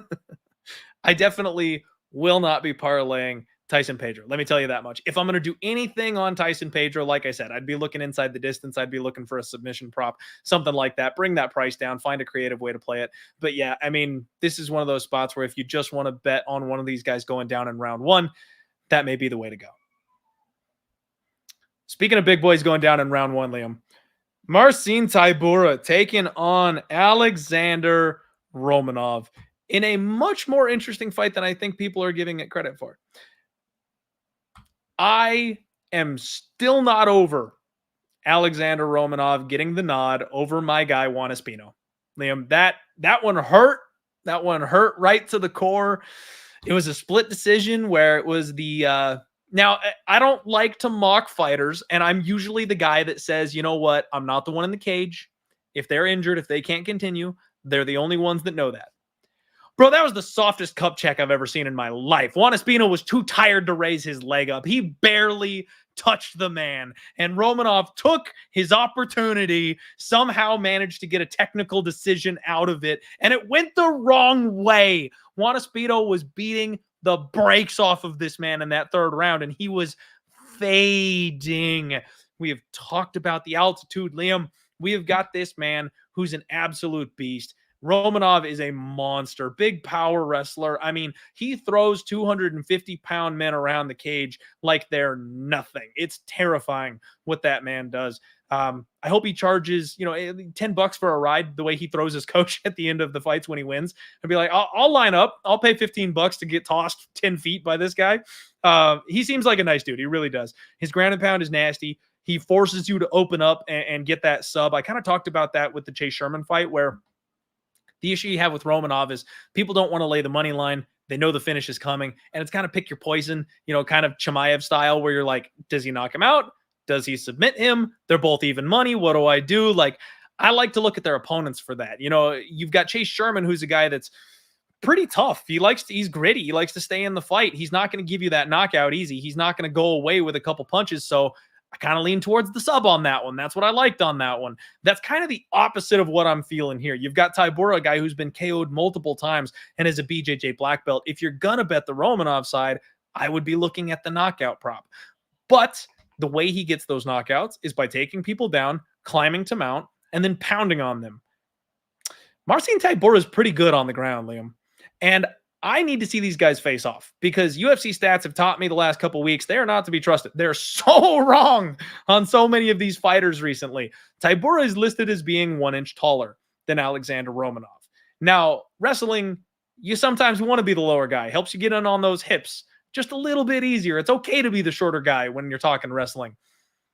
But Tybura is a really good grappler, man. He's a big dude, and he's got good cardio at heavyweight. He's got decent striking at heavyweight. We're in the big cage. The guy knows how to move around. He made me nervous against my guy Alexander Volkov in a striking match that night when I had the 7-unit bet riding. Tybura is a guy that I have not overly been high on, but Alexandr Romanov is a guy where, Liam, to be frank, I've seen the holes, and I want to find the opportunity where he's overhyped and cash a big juicy ticket fading him. I don't quite know if this is the spot, but Tybura can make this fight extremely interesting. Minus 400 on Alexandr Romanov, plus 330 on Marcin Tybura. If Tybura survives the first round, like Jared Vanderaa did, he suddenly becomes extremely live in this fight, in my opinion. Jared Vanderaa had Alexandr Romanov huffing and puffing in that second round. Now, Romanov was able to dig deep, get another takedown because it's Jared Vanderaa, and then he got him out of there shortly there afterward.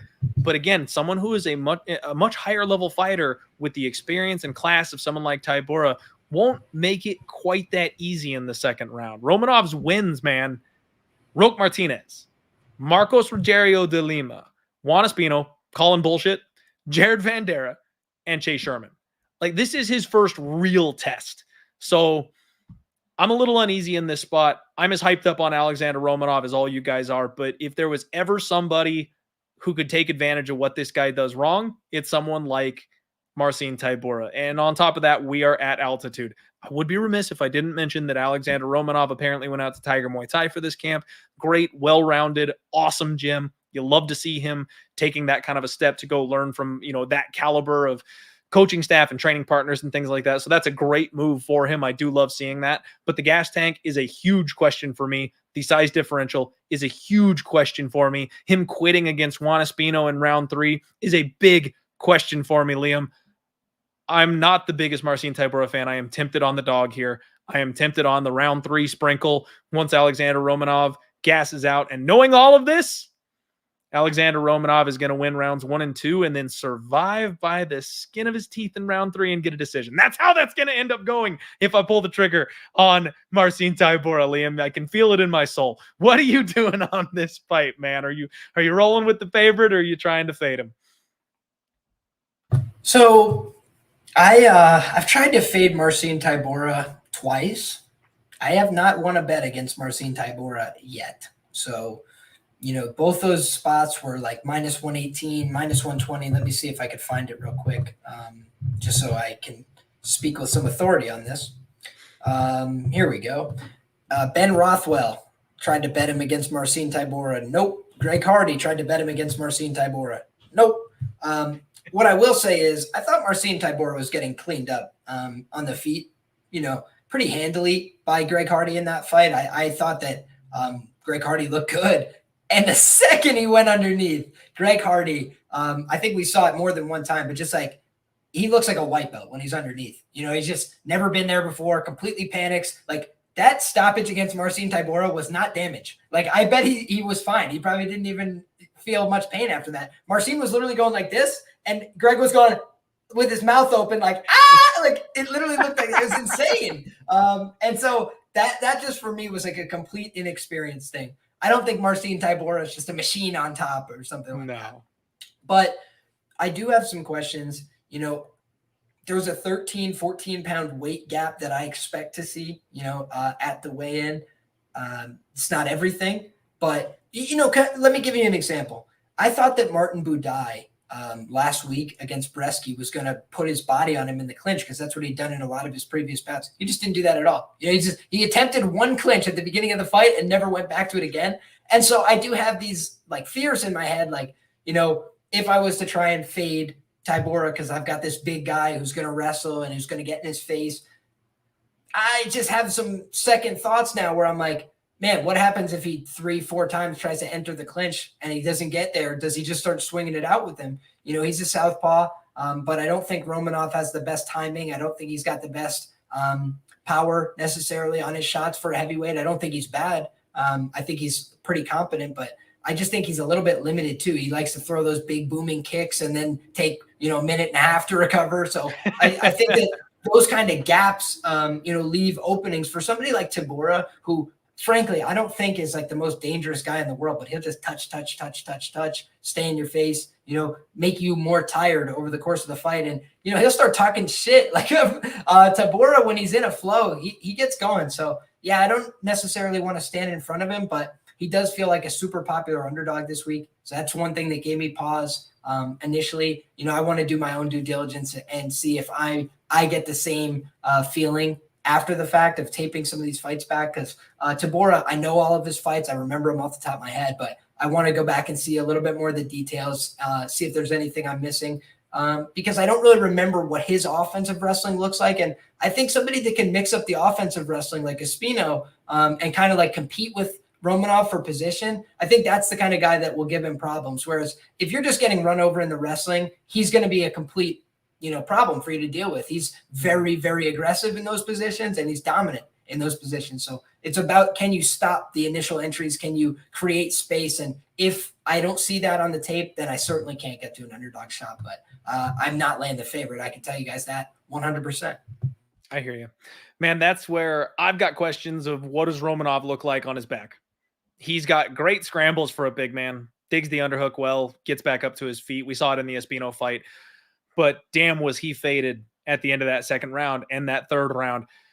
I worry that Tybura won't push the pace quite enough. Like if he defends the takedowns, if he tries to keep this thing standing, then it could get greasy because I could see him basically being on the back foot all of round one, losing round one, and then making a case for himself in round two, a bit more striking, a bit more on the feet. What do the judges favor? Are they looking for the control? Are they looking for the damage dealt? Maybe Marcin won round two, and then round three being a little bit more of the same. Maybe a 2 swing round type of fight, right? Where it's 1 Romanov, 3 Tybura, who won round 2, and then the decision goes to Alexandr Romanov. That's kind of how I feel this fight is maybe playing out if he doesn't have any type of urgency. Because yeah, Tybura, he's got a half decent top game, man. He's a good jiu-jitsu artist. I could see him subbing this guy if he was exhausted, mostly from lack of heaving air, more so than Tybura getting the ultimate submission lock or anything like that.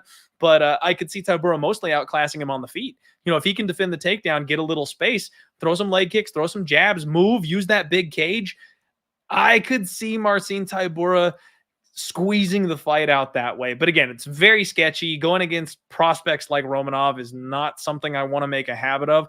I did bet against him against Juan Espino, but that's because Juan's a motherfucker. So I took that bet, no problem. But I've never been the biggest fan of Marcin Tybura, generally speaking, but he's just your mid-class ultimate gatekeeper, right? Like you're legit if you beat Marcin Tybura.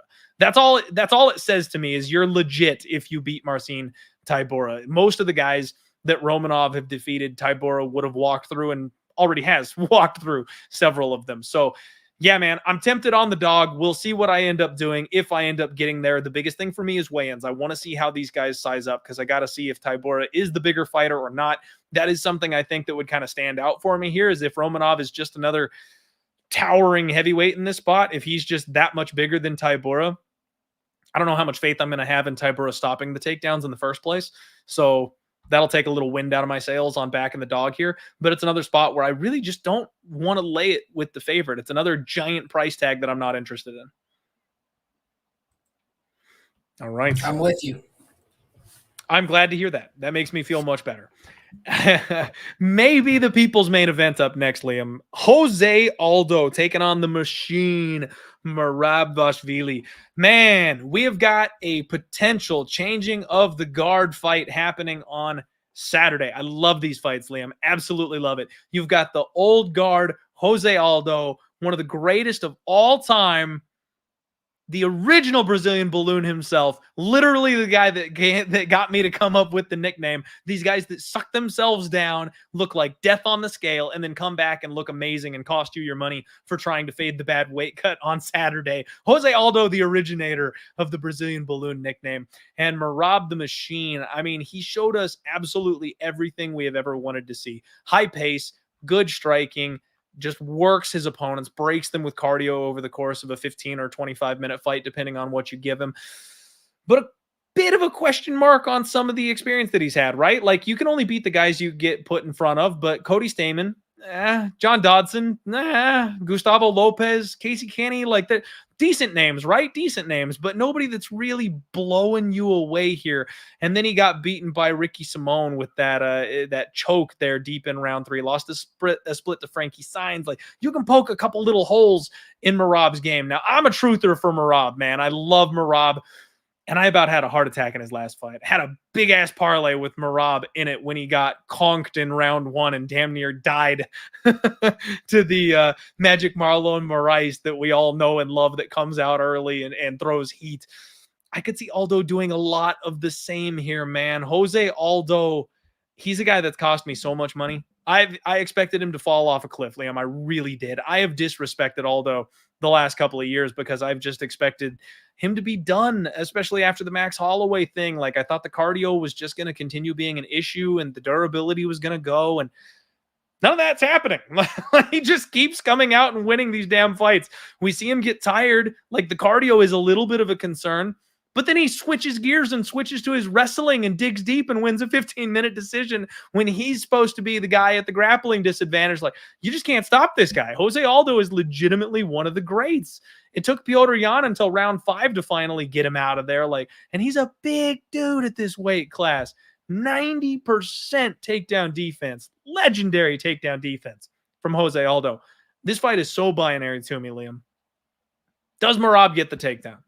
Yes or no? That's all you got to ask yourself. Because if you trust that 90% takedown defense on Jose Aldo, Marab is not outboxing this man.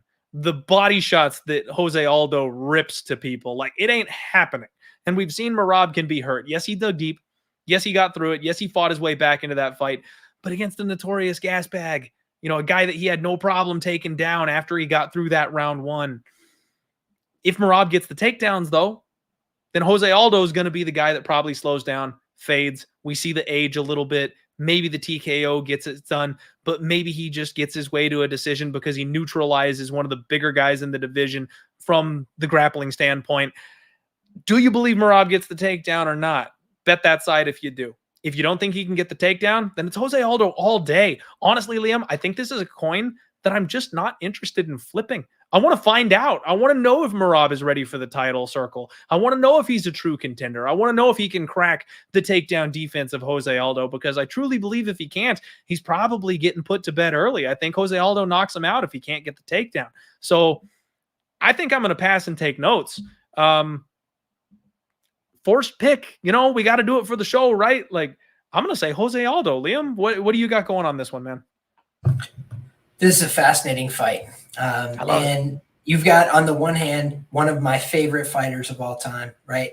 I can distinctly remember the song playing in the background, and it was Enter the Korean Zombie. Like, Jose Aldo was throwing flying knees, was doing all this crazy shit. And I was like, wow, I got to find out more about whatever is going on here, and never look back, right?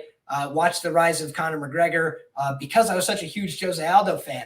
And then to see somebody that could beat him, I was like, oh my God, this sport gets better and better. And as far as I'm concerned, this is a guy who, there's people who have like iterations of fandom for Aldo, right? People who are the OG fans all love Jose Aldo because he's an like international treasure. Like, the guy has so many highlights, so many unreal fights. How many lives has he had, right? He's the guy from Rio who finishes every fight. He's the boring champion who just wins every fight by decision. He's the guy who moves weight classes, and he's the only one who doesn't fall off a cliff. It's like, how many things does he have to do that are just exceptional before we go, wow, what a guy. Went out there, competed like a gangster against Petr Yan until he started to slow down a little bit in the later rounds, like recovered from huge shots there. The guy's just an absolute legend. But on the other hand, we got, adopted New Yorker in Murad Dvalishvili. So not going to hate on my guy 100%. Coming out of the Law MMA team, he's known, I think people almost mistake what he does well. He's not that good a wrestler. The guy started wrestling probably in his 20s or something. Like, he's all right. But what he really does well is put a pace on somebody that they can't sustain. That's why he's a good fighter. That's why he's a dangerous fighter. It's because he will fight you at a pace and a range and a level of uncomfortability that most people aren't willing to go to.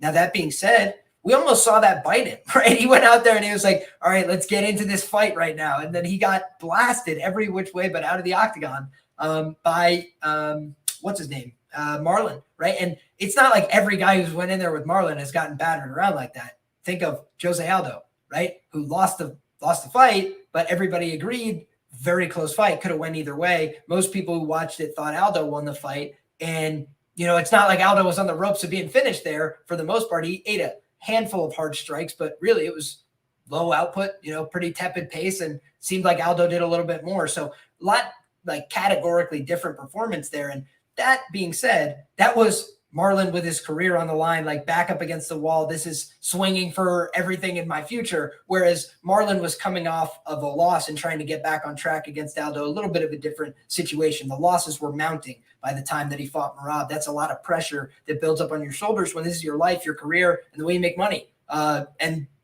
when you're a older champion and you start to feel your attributes and your skills falling off, you're not stupid. You feel it happening. And so you try and adjust your style. We saw it with Cruz, where he was trying to limit engagements, not get into as many exchanges because he knew, I can't afford to do these like he can afford to do these. And I think that in this kind of fight, that might be what separates Murad and Aldo, right? In terms of why the bookmaker is shading it a little bit towards Murad off the rip, when Aldo's the much more popular guy, the much more known quantity. I think they know for sure people are going to like backing wrestling, backing younger guys, backing guys with pace, backing guys that have shown durability where he got hurt real bad and came back. But I also think you can't discount this guy from Rio who's stacking 3 wins in a row over very credible guys, right? He cost me some bread. He made me money against Chito Vera, by the way, which is what made me think older champions can get one over on this guy with a little vet savvy. Guess I needed a 3-round contest. Jose Aldo went out there, took the back, right? When's the last time Murad took somebody's back and held onto it for 5 minutes? Doesn't happen. He picks people up, takes them down, lets them back up, picks them up, takes them down. That's gassing you. That's gassing them. And he's more comfortable in that fight.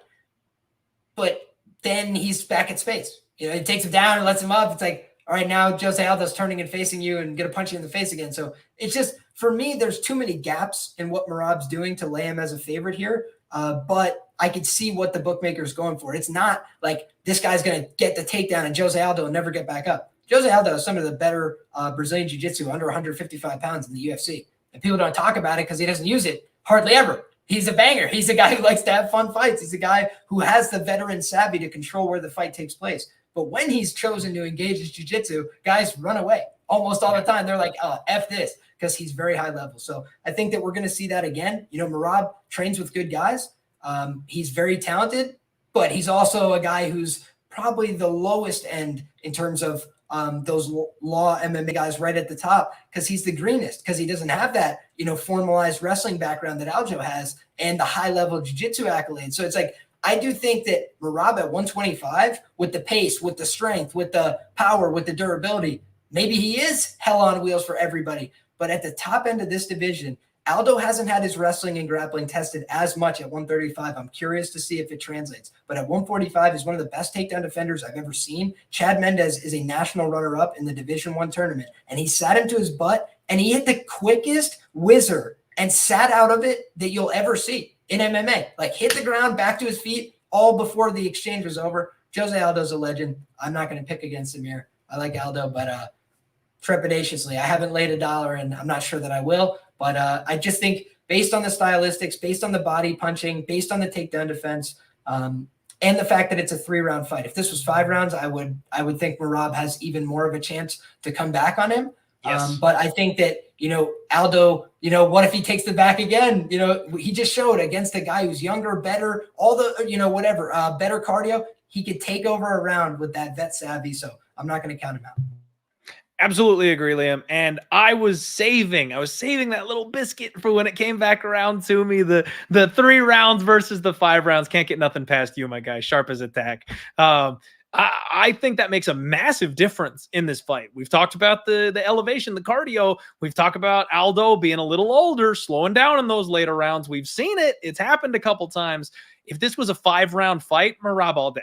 Because outside of him getting nuked by Aldo, he's got 3, 4, and 5 to get the job done. Even if he's down 3 rounds to none, he can get the finish in 4 and 5. We've seen it before. So 5 rounds versus 3 rounds, I think in this particular fight makes a massive difference. I'm not betting against Jose Aldo in a 15-minute fight. Now, if you see the tides turning, this is another easy live bet situation, in my opinion. You can watch as Jose Aldo fades. And if you see that happening, if you've got a decent price tag on Merab, jump in. Because we saw what he did in his last fight against Magic Marlon Moraes. He simply does not stop. They call him the machine for a reason. If he takes Jose Aldo's best shot and keeps coming,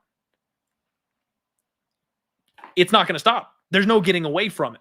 And if Jose can't put him down, then it's going to be a problem. However, I think Jose can put him down. And I think that Jose also can defend the takedowns and manage the space and the range a little bit with those big power shots. Because let's be real, if you eat a couple of those rib roasters, you're not really signing up to walk right into another one. If he manages to do the opposite of what anybody thinks is possible and slow Merab down, then he probably wins a decision himself this way. So close fight, very competitive fight. I've tried to pronounce Aldo dead on arrival a couple times. I'm done. He's still alive. I'm not doing it this weekend. Until I watch Aldo die, I'm not pronouncing him dead on the scene at this point. Dude, Petr Yan basically needed to hit him 700 times across the back of a head with a hammer in order to put him down. Like, the guy is unearthly tough. I love him. Legend. Liam, I bet Yan, that was one of my infamous round 3, 4, 5 shots where I was like, the finish is coming. The finish is coming late. I thought I was going to lose it. You thought the referee was about to job you out. Aldo's limp body is just getting ripped from the top. I was like, guys, can we do something? Like, this is going to turn into a murder scene. Dude, like, we were deep in round 5. It was sickening. I'm like, stop the fight. And at that point, honestly, I wasn't even worried about my bet. Like, at that point, I was worried about Aldo, that I was like, bro, like, somebody get in there. That's one of those ones where I don't bother watching back round 5. If I'm rewatching that fight, I stop at round 4 because you just don't need to see that kind of a bludgeoning. Like, I like my violence, not that kind of violence. Exactly. If I wanted to see some old pedestrian get beat up on the side of the road, I'd go on YouTube or something, not watch the UFC broadcast. And by round 5, that's what it was. It was just a mugging of an older man. It was not fair. Exactly. But the round 5, as my guy Lupe says, pays better. So I'll take it. Real quick, you guys know, got to do it every once in a while. Tommy in the chat saying, damn, Clint blocked me on Twitter for keeping it real, huh? Don't have a podcast and act like a professional if you're really an insecure child. So, Tommy, I've seen the follow-up comments. I know you're getting it from the chat right about it this session. Everybody, I'm not trying to give the hater a platform or anything like that. But, Tommy, you also claimed to Boston Nick that you've been supporting me for years and you got blocked due to nonsense. Tommy, I hate to break it to you, buddy. I only block assholes. Like, if you've been supporting me for years and you've been tuning into these shows, you know how I handle things and you know that I don't take shit from people. And if you're a toxic influence, I will remove you from my sphere. It's that simple. So if you got blocked by me, it's because you said some fucked up stuff. And if you were just joking and having a laugh, if it's at my expense, I don't need to stick around for it. So you made your bed. Now you got to lie in it. You're welcome to come hang out in the chat here on the YouTube. I will promptly ignore you, but you're welcome to talk with the other MMA fans here in the chat because that is your right to do so. But if you're harassing me online, I will block you, and that's simply all there is to it. So don't joke at somebody else's expense if you want to continue interacting with them online. I feel like that's a pretty simple rule that people on Twitter don't seem to understand. You're soft for not wanting to open up your tab and see a whole bunch of really hateful, spewing comments every day. You're not soft for getting rid of that. You're smart for getting rid of that. Like, fuck, nobody wants to see that. Why would I sit and take it because I'm not a man? Like, what the it's just dumb. You're dumb. Tommy, be nicer. Be nice to people online. Hashtag don't be a dick. I normally tell people I'm going to block them in the roast and block them. So it's just like, now you know, and you're gone. Exactly. That's it. No more free info for you. Good exactly. That's all it comes down to. And Liam, that's the thing. I always tell people I've had the worst year of my life betting this year, lost almost half the bankroll in 2022. I'm doing awful betting this year. I'm still here doing the show, bro. You guys are always going to find me in this seat every single week. You know exactly where I'm going to be. And I'm never going to hide from a bad bet or a bad read. But the one thing I'm not going to take is people abusing me for it. Like, I'm putting on a good, entertaining show. If you want to fade me, if you legitimately think that I'm bad enough at sports betting, which this year I have been, but if you legitimately think that I am that bad that you can fade every single pick that I make and make money off me, just be cool about it. That's it. Like, you can hang out and you can bet against me all you want. Just be cool about it. That's all you got to do. And I'll never say a word to you. And I hope that you make piles. I will shake your hand and pat you on the back. That's how I am. And again, Tommy, if you've been following me for a long time, you should know all this, bro. That's where I don't have any sympathy for you. Because if you've been following me, you should know all this. Shout out to my guy, Tajik Bey. Kindness is the key. Be kind to one another. Agreed. Thank you for supporting the show and Pub Sports Radio. As always, Tajik, the GOAT, with the words of wisdom as well. Everybody, co-main event. Paulo Costa taking on Luke Rockhold. My favorite chin to fade is back for one more time, Liam. Oh, I was so excited when they made this one. I cashed on Michael Bisping. I cashed on Jan Blachowicz. I pegged the chin going a mile away on Luke Rockhold, and it's all about the hand speed, Liam. It's the left hook and it's the hand speed. If you've got those two things, you will touch the chin of Luke Rockhold and you will put him down. He looked absolutely monstrous at 205. Luke Rockhold is a big, big man. And honestly, he's a decent minute winner. He'll keep you at range. He'll keep you at space. He's got that gigantic left kick. Like, that's, man, this guy knows what he's doing. Decent striker, good wrestler, strong BJJ, massive for the division. Like, what's not to love about Luke Rockhold? Well, folks, his time has passed, right? I got caught with my pants down. I was prepared to sit in front of you and look like a moron when I bet Alexander Gustafsson a couple of weeks ago. I knew he could come back and he could be shot, and I did it anyway. Because if he was on point, he had the skills to look like a minus 500 favorite in that spot. He did not. He was shot, and I looked awful, and I flushed a lot of money down the drain. That's on me. I'm not doing it again on this one. Like, Luke Rockhold coming back, like, he says he wants the strap. He says he wants the title. How many times have we seen this work, Liam?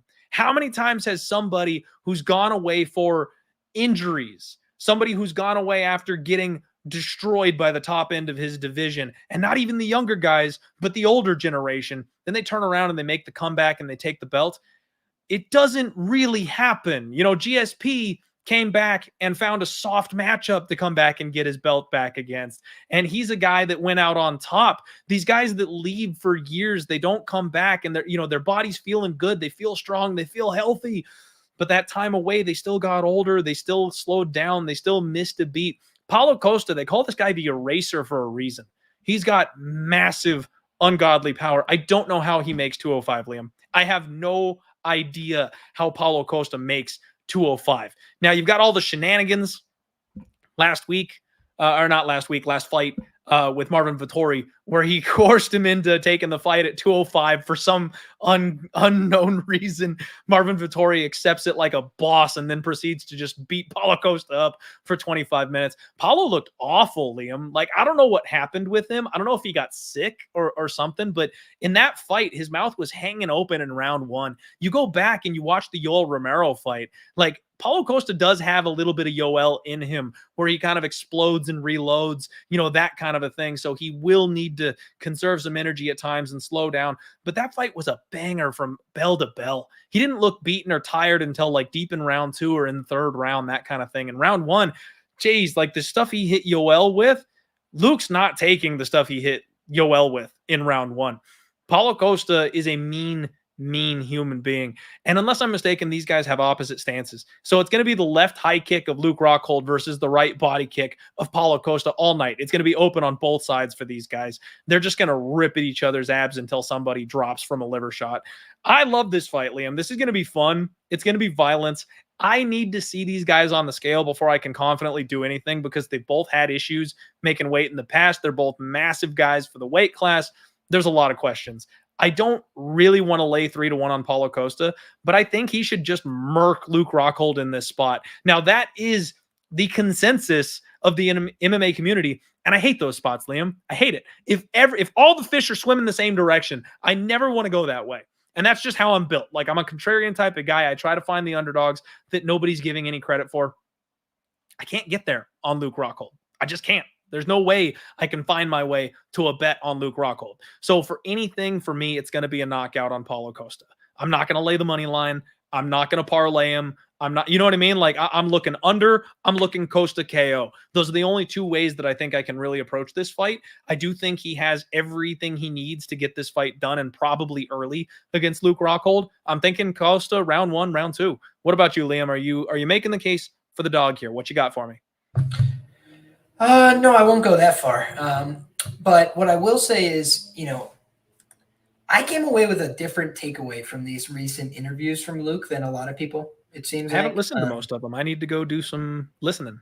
Yeah, he did an interview with like Helen Yee and the Schmo, probably like 15 minutes apart from each other, right? It's like all in his backyard. He's shirtless, wearing the same pair of pants, right? So they just do two interviews back to back. Him and Usman need to hang out with their shirts off. That's just what they do. Yeah, dude, they should. And they're like, he's jacked, too. That's the other thing is like, I don't want to get too, conspiratorial or whatever. He looks like he's on fine supplements right now. And he's very happy about that. That's why he's not wearing the shirt. And that's also probably why he's making the return, right? One of the things that you get from a couple years away is like maybe not everybody's looking at you so close for the USADA and whatever. And to be honest, he actually dealt with some things that are really annoying. Like staph, like was really like bothersome in his career. If you guys remember, he went out there with like shin pads and shit because he had gauze probably hanging out of his leg. And if you guys have never dealt with it, it really, really sucks. I can tell you personally, I've had MRSA before. It really sucks. So don't want to have it. And really can impede your career. Definitely impeded his career.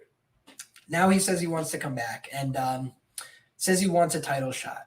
When I think about these two guys, right, I do think to myself, who would the UFC prefer to position for a title shot? And I think Paulo Costa, I mean, I can't think of somebody lower on their totem pole right now for considering for a title shot. And let me tell you why.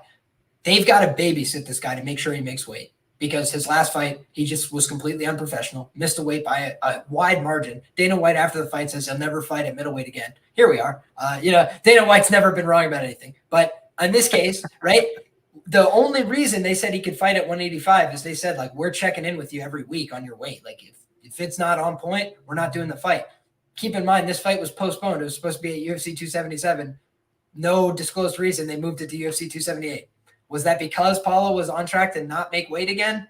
Very possible. So I think that, they were like, we'll give you no excuses. We'll make sure we'll move it back a little bit. And the problem for me is that Luke Rockhold at 205 was a bad experiment, right? It didn't make any sense. Kind of like Weidman before him, where, a lot of what they had was size, grappling upside, very dangerous top skills, and, good power for the division. At 205, no power for the division, undersized, grappling advantage is a lot harder to get to. just a bad idea. Okay. And so hindsight, 2020, both of them are like, I'm going back to 185.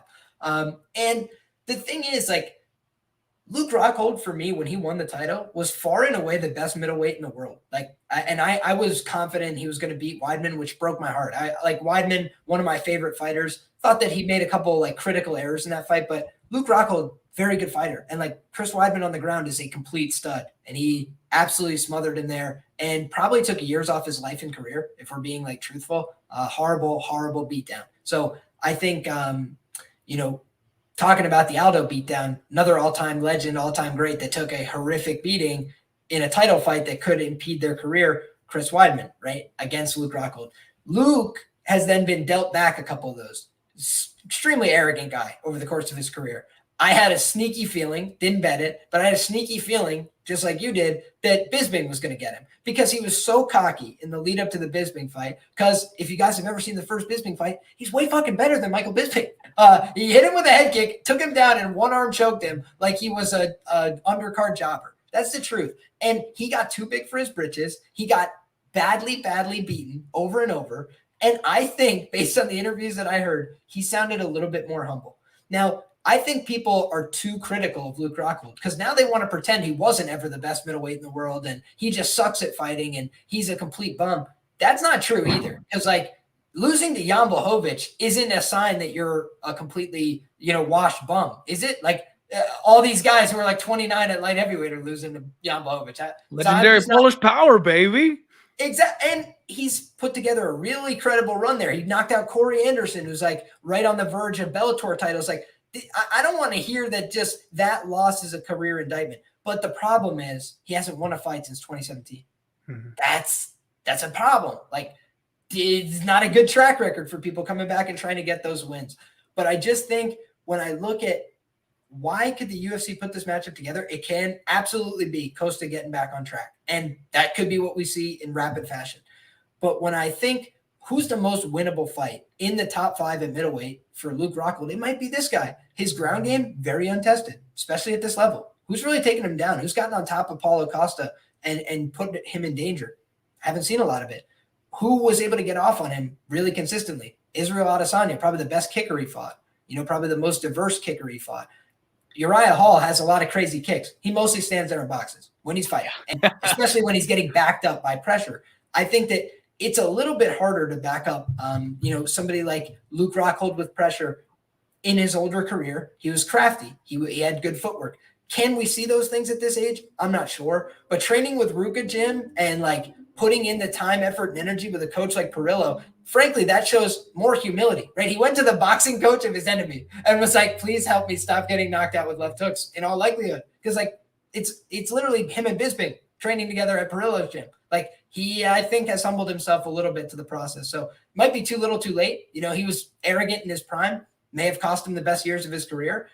But I'm just not going to sleep on him too much here because of the reasons you mentioned, right? Seems like he's an extremely popular pick. Everybody already wrote it in, foregone conclusion. This guy got knocked out in the second round. And maybe it's going to be prescient, like your prediction on my man GM3. I said I could never bet it against him with somebody like Bruno Silva because he's my absolute boy for life. But I didn't bet on my boy GM3. I didn't bet the GM3 sub 3, which is something I bet in the past. So Liam, it's always when they give you the good numbers. He's not going to do it if the sub is like 2-1.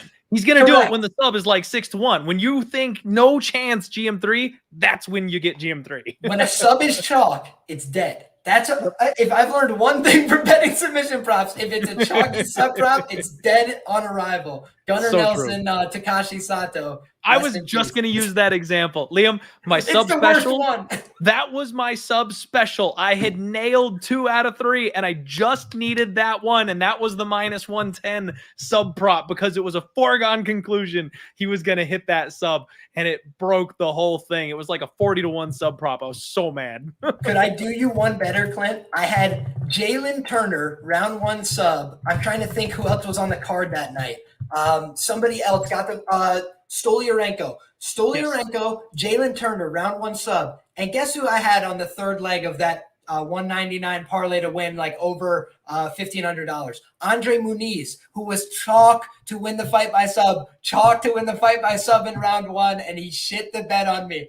Oh my gosh. Brutal, dude. Brutal. So bad. The two big plus numbers deliver. The chalk does not.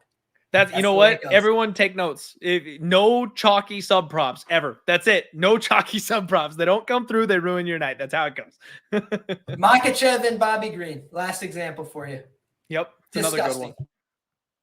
Filthy. All right. So there you go, everybody. Definitely with some caution with Luke Rockhold here. Like Liam said, personally, I think it's too little too late. I mean, he can learn the defense. He can learn, to guard himself, protect himself. I don't know if you're fixing that chin. I think at a certain point, you've already taken too much heat, too much damage. I think the time has come and gone.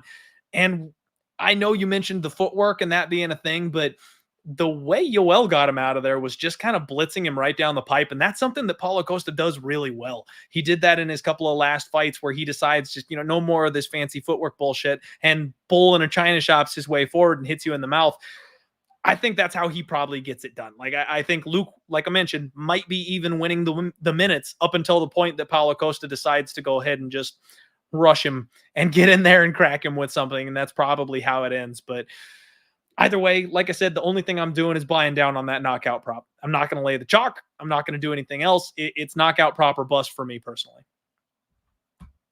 All right. And real quick, one last thing before we get to the main event here. Tommy, I'll give you a shot, man. I'll give you a shot. You're saying that you only questioned me on Twitter and that, if that's enough for a block, so be it. If you're still with us, Tommy, post your handle. Please, everybody, don't lynch Tommy.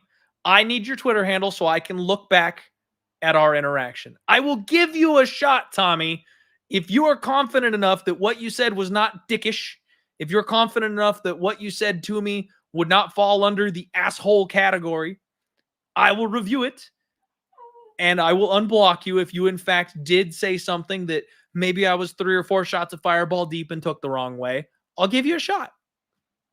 But if you think back on what you said and you were a dick, you're gone forever. So up to you if you want to go ahead and post the handle, Tommy. I will review it. I will review it. All right, everybody. We're talking UFC 278. Fantastic night of fights. Landmines. Be careful out there betting some of these spots. It's going to be a fun one to watch. Another one that, honestly, for me, is probably still going to be a little bit low volume, Liam.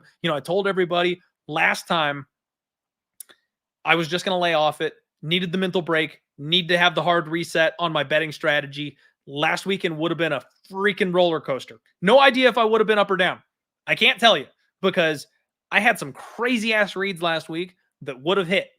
I talked about Nam by knockout. I talked about the GM3 round 3, but I also talked about a lot of the things that got blown up, like, parlaying Lupe Godinez. And so I could have made money. Maybe I would have got buried last week. I was happy not to have been involved. This week, kind of the same approach. I think I'm going to keep it very tight to the vest, very low volume. There's no UFC next week. So if I get away with a couple weeks without making bets, I plan to come back with a vengeance when I do. But I'm going to let the gamble come to me. I'm not going to force anything. I'm going to wait until I find a spot that I absolutely love before I start jumping back in the ring, because I need to stack up that cash by the end of the year. I need to dig myself out of this hole. Everybody do us a favor and support our guy, Liam, one of the sharpest dudes in the game, one of the nicest dudes in the game. He's giving us our time this evening. And unless I am mistaken, he's doing a Dana White Contender Series breakdown right after the podcast is over as well. Are you not, Liam? That's correct. 11 p.m. in the East with my man Narco Cop and Gordo Gambles. Right back at it on the Contender Series. So the grind never stops, my brother. That's right. So you guys go check out that show right after we're done here. And Narco's going to be making his Die Hard MMA debut pretty quick here. So Gordo's on the short list. He may be another one that gets the show treatment here. So you guys got some great content, some beautiful minds in the MMA game. Narco Cop's been absolutely crushing it. Like, shout out to Narco. He's been destroying all of the regional shows and stuff like that. If you guys don't follow Narco, make sure you go follow Narco. But let's wrap this one up before we get too far ahead of ourselves. Main event time, folks. Kamaru freaking Usman taking on Leon Edwards, the fight that is like what 6 years in the making at this point. Like I'm honestly happy that we're getting this fight, Liam, just so we can get it over with. It's a lot like, what was it, Matt Schnell and Perez, when they made that fight like 7 times and it fell apart every single time. That's what this one's starting to feel like for me. Poor Leon. He's been like the #1 contender for God knows how long and has just never been able to cash in on that ticket. I'm glad he gets the opportunity on Saturday. Kamaru Usman is -370. Leon Edwards is +310. And these guys are like yin and yang, Liam. Like, you've got Kamaru Usman, who started out as a pure wrestler, who discovered his striking and has developed insane levels of power. And by developed, I mean needles. And then you've got Leon Edwards, who's like this gorgeous flow state striker, tall and long, knows how to use his range, and then takes the L to Kamaru Usman and realizes, I need to grapple, and learns how to wrestle. And then he starts being a wrestler. Like, he starts dominating guys using the wrestling in his last couple of fights. They're opposites that have taken pieces of one another, and now they're coming back for a rematch with the title on the line. I love it. This is such a cool fight with two of the guys who are legitimately on top of the division. I have questions about Leon Edwards, though. I mean, I don't need to talk to you guys too much about Kamaru Usman, right? Like, we know what this guy can do. Power grappler at this point, chooses not to, because he's such a damn good striker and hits so hard that he just doesn't need to bother with the wrestling too much anymore. If he wants to break out the wrestling in this fight, I still think he can just kind of dominate Leon Edwards for 25 minutes and get it done that way if he wants to. I think he's probably going to want out and test the striking chops, though, if I'm being honest with you. But looking back at Leon Edwards, again, he's been the #1 contender for like 5 years. But his run is Peter Sabata, Donald Cerrone, a split decision over Gunnar Nelson, Rafael Dos Anjos, and then the no contest with Bilal and the Nate Diaz fight. So you've got this guy who beat, the two 155ers who late in their career were attempting to make the jump to 170, not overly successfully. They've both gone down to 155, and one of them is retired. Gunnar Nelson, a split decision win over Gunnar, who's never been anything particularly special. That doesn't look great. And the Bilal Muhammad fight, Liam, that's the one where just everybody and their mother was ready to call Bilal dead on arrival after that first round. Bilal is a grinder. He's a guy that can take a while to get into his fights. Now, he lost that first round relatively handily, but he took Leon Edwards' best shot, and he was starting to work his way back into the fight. And then we didn't get to see anything beyond round 2 because of that awful eye poke. Like, I still cringe when I see the eye poke that Bilal took that night. I'm not ready, after what we've seen recently from Bilal, I am not ready to say that he was just going to be done and lose that fight. He's a tough dude. He's a gritty dude. You give him 15 or 25 minutes and he can work his way back into a fight. So I have questions about how that one would have ended if they allowed it to continue. And then the Nate Diaz fight, gorgeous performance from Leon Edwards. Absolutely gorgeous. Another 155er who's moved up to 170 at the end of his career. Another guy who has been passed by the game for years. He's just been essentially irrelevant outside of being the Diaz fan base guy. You know what I mean? Like, they throw him into these big spots where he really has not much of a chance to win because he doesn't really play the game right. You know what I mean? The Diaz brothers are guys that want to get in there and bang and slap their opponents and mock them and point at them instead of following up and finishing. And he almost killed Leon Edwards in the 5th round when he tagged him with something. So I have questions about Leon Edwards. I honestly think that Kamaru Usman has developed his striking enough that he can tag him. I think if Kamaru hits him, he's going to hurt him. I also think that if Kamaru Usman wants to wrestle with him, he can take this man down and grind on him. I have no concerns about Kamaru Usman's gas tank. I question Leon Edwards' gas tank. He slowed down enough for Nate to be able to tag him up in their last fight with a 25-minute fight. You got to wonder what someone like Usman will be able to do deep in the fight when Edwards slows down just a little bit. I like Kamaru Usman in this fight, man. I know there's a lot of questions, and I know that Leon is an extremely skilled fighter. It's not something that's coming across the way that I'm talking about him, but I have massive respect for him and what he does in the cage. So this is going to be a fight. It's absolutely going to be a fight, but I think Usman is the rightful favorite. I think Usman is the best 170-pound fighter we have ever seen, and I think that run continues on Saturday. I don't see why he can't beat Leon Edwards again, and I wouldn't be shocked if he finishes him. What do you think about the main event here, Liam? Hell of a fight. So I've lost every bet I've ever made on a Kamaru Usman fight. I bet Colby Covington on the money line. I bet Usman to win by decision against Gilbert Burns. I bet over 4.5 rounds in the Gilbert Burns fight, and which was really, really, really foolish in retrospect. And then I also bet the points handicap for a half unit in the Masvidal fight. So I have just whiffed on all my Usman bets. I've never bet on a Leon Edwards fight before. So that'll tell you that, I don't have the best read on these guys either. So I just like to acknowledge, like, one of the things I do is I see, where am I making money? Where am I losing money? Am I just leaking money trying to fade one fighter? So far, yes, right? Yeah. I can't even figure out how he's going to win when he is going to win. So it's like, I've really done a poor job picking Usman fights. That being said, I rewatched these guys fighting, earlier today. Fascinating fight, right? 6-1, I think Kamaru Usman was at the time. Leon Edwards had a little bit more experience, but he was 4 years younger, right? So it's not like he was the older guy. He was the guy who's a little bit more experienced, but he was the younger guy. And he went out there and he was looking good. If you guys haven't rewatched that fight, I actually thought he was winning on the feet pretty cleanly through the first 3 minutes. It was a competitive fight, but then Usman was able to get the takedowns going. And he put himself right into a triangle choke and hung out there for the whole first round. And it was starting to look to me like Leon Edwards, was winning the fight. And I thought to myself as I was watching it, I was like, did Leon Edwards get this round on the judges' scorecards? On 2 judges' scorecards, yes, he did. He won the first round against Kamaru Usman, officially speaking, on 2 judges' scorecards. I think Doug Crosby was one of the judges, if I'm not mistaken. If I'm wrong, it was Saldaña, but one of the controversial judges was involved as well. So I thought it was interesting. And then I also thought that, what I saw was Edwards wasn't able to keep the pace. I think jet lag might have been a factor. It was actually his first fight in the United States. I don't know if people caught on to that as well. But Usman is a guy from the States, right? And he was off the momentum of the Ultimate Fighter. He was the house fighter. They wanted him to win that night, for all intents and purposes. And I think that they did a great job matchmaking. It was right place, right time. I do think that Leon Edwards presents a lot of interesting challenges.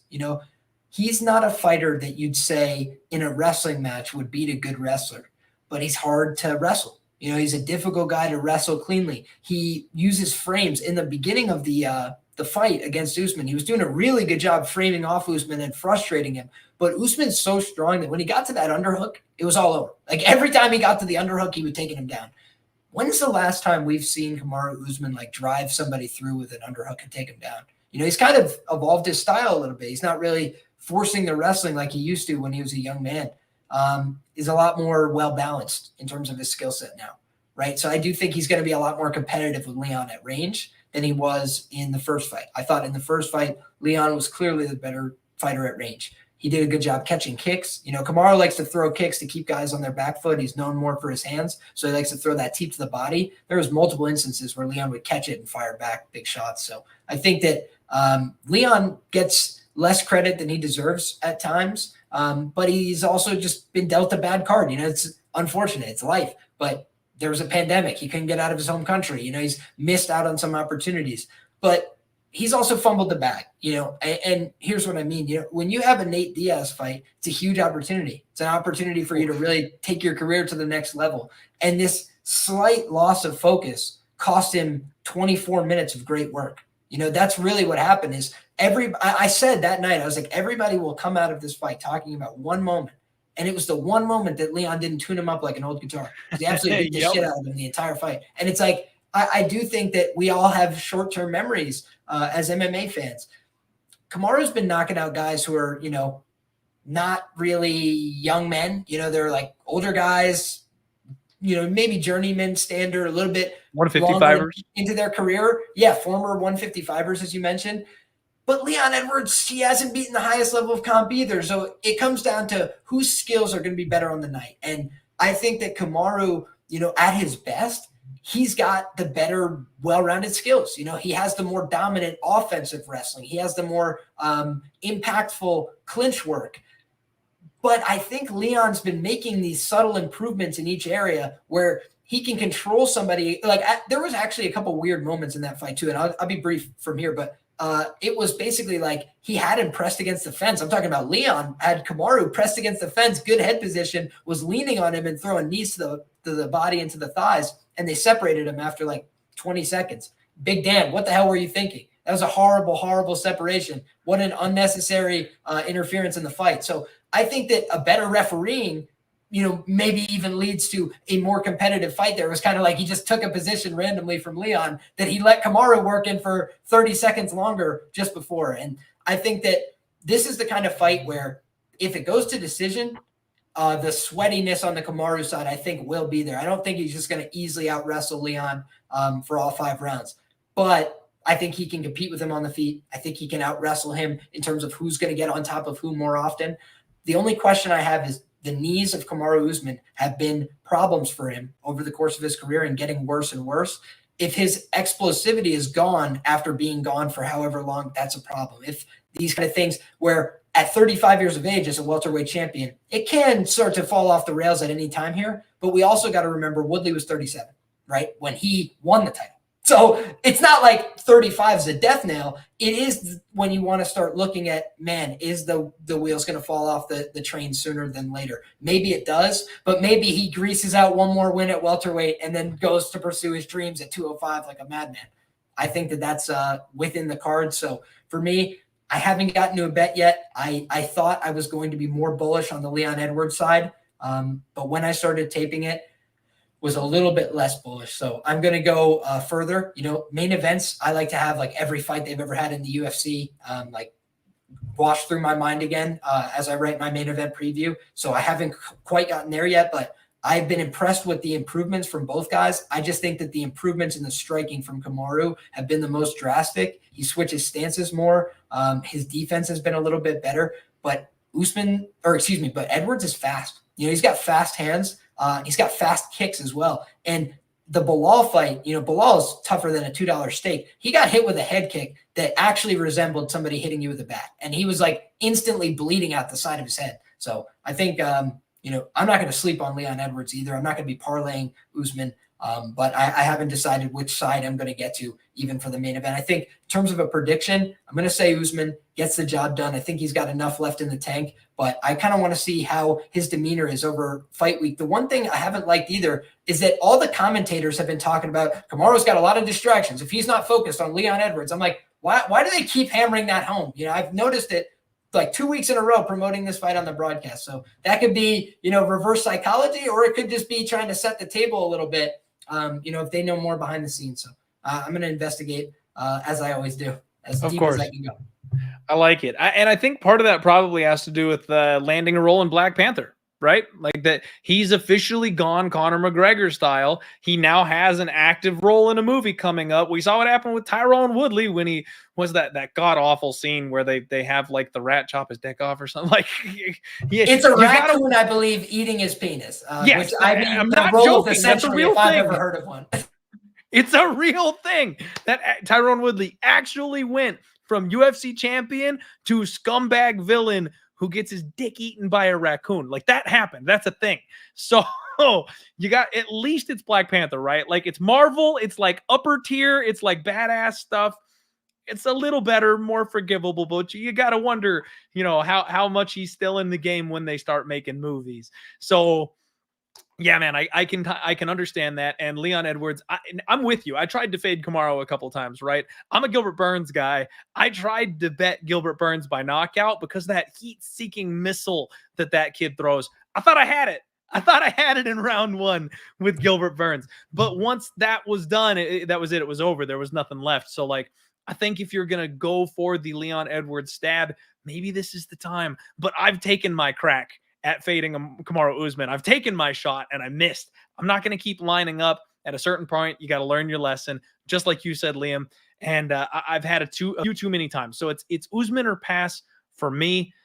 Violence doesn't sound bad because of the way Usman fights now, striking heavy with the gas tank concerns for Leon Edwards, with the way Usman's finishing people. Violence doesn't sound bad to me. Because if someone's going to catch Usman, it could be somebody like Leon that hurts him and actually does enough to get him out of there. Or it's going to be Usman taking advantage of the gas tank concerns and putting that striking power to work. And we've seen Leon Edwards fade in those types of spots before. Maybe the under, but I don't know yet. At this point, I don't have a bet made, and I'm not sure what I'm going to do with the main event. However, I will tell you guys, it's a great anchor spot with the way these lines are, minus 370 plus 310. If you're doing the parlay thing, this is where your dreams are made, because you've got the perfect hedge out on a 3-1 underdog. If you want to lock up some money in the middle of things, you got to love these lopsided odds as the last fight of the night. It opens up an interesting opportunity for you to get out if you decided you want to lock up some cash and be done for the night. At any rate, that's the show, folks. That's UFC 278. Thank you so much for rocking with us here on the Die Hard MMA podcast. Like I said, make sure you go and support the crap out of my guy, Liam. I love this guy. Liam, I'd like to give you the floor, man. Tell the people where they can find you, what you've got going on. If there's any closing thoughts, it's all you, man. Have at it. Truly appreciate everybody for being here. Thank you once again, my friend, for having me on. Just want to let everybody know, I'm a little bit long-winded at times, but just trying to give you guys like my comprehensive thoughts. I spent so much time thinking about these fights, working on them, coming up with angles and these kind of things, that I don't want to give you just my, surface level breakdown that a lot of people can give. I want to try and, give you my real thoughts on something. So I appreciate you guys having the patience. I expanded on some thoughts tonight. And if you guys are interested in my thoughts, I'm going to have a lot more of them as I continue to do my research and work through this card. So you can check me out everywhere at Liam Picks Fights. I can also be found writing for the Action Network tomorrow, doing my Contender Series preview. So I hope that you guys look forward to that. And then the last thing I'll mention is just Delphi Sports. If you guys are interested in the extensive notes that I take, you can find them there. You can also find extremely sharp capping in MLB, NFL, NBA. And I think that it's a really impressive offering, speaks for itself. So if you guys are interested in getting more information, making a more informed risk, check out everything I'm doing at Liam Picks Fights. Appreciate you.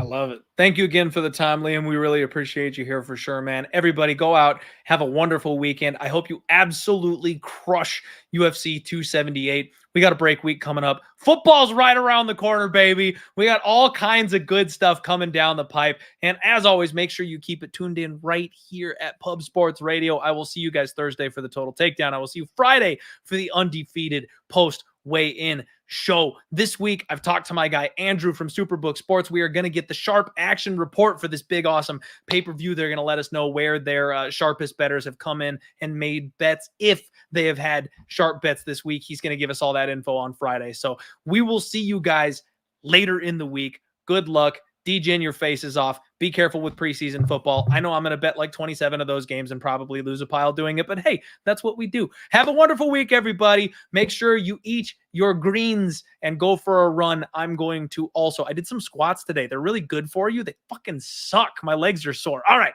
get out of here, kids. Have fun. Have a great day.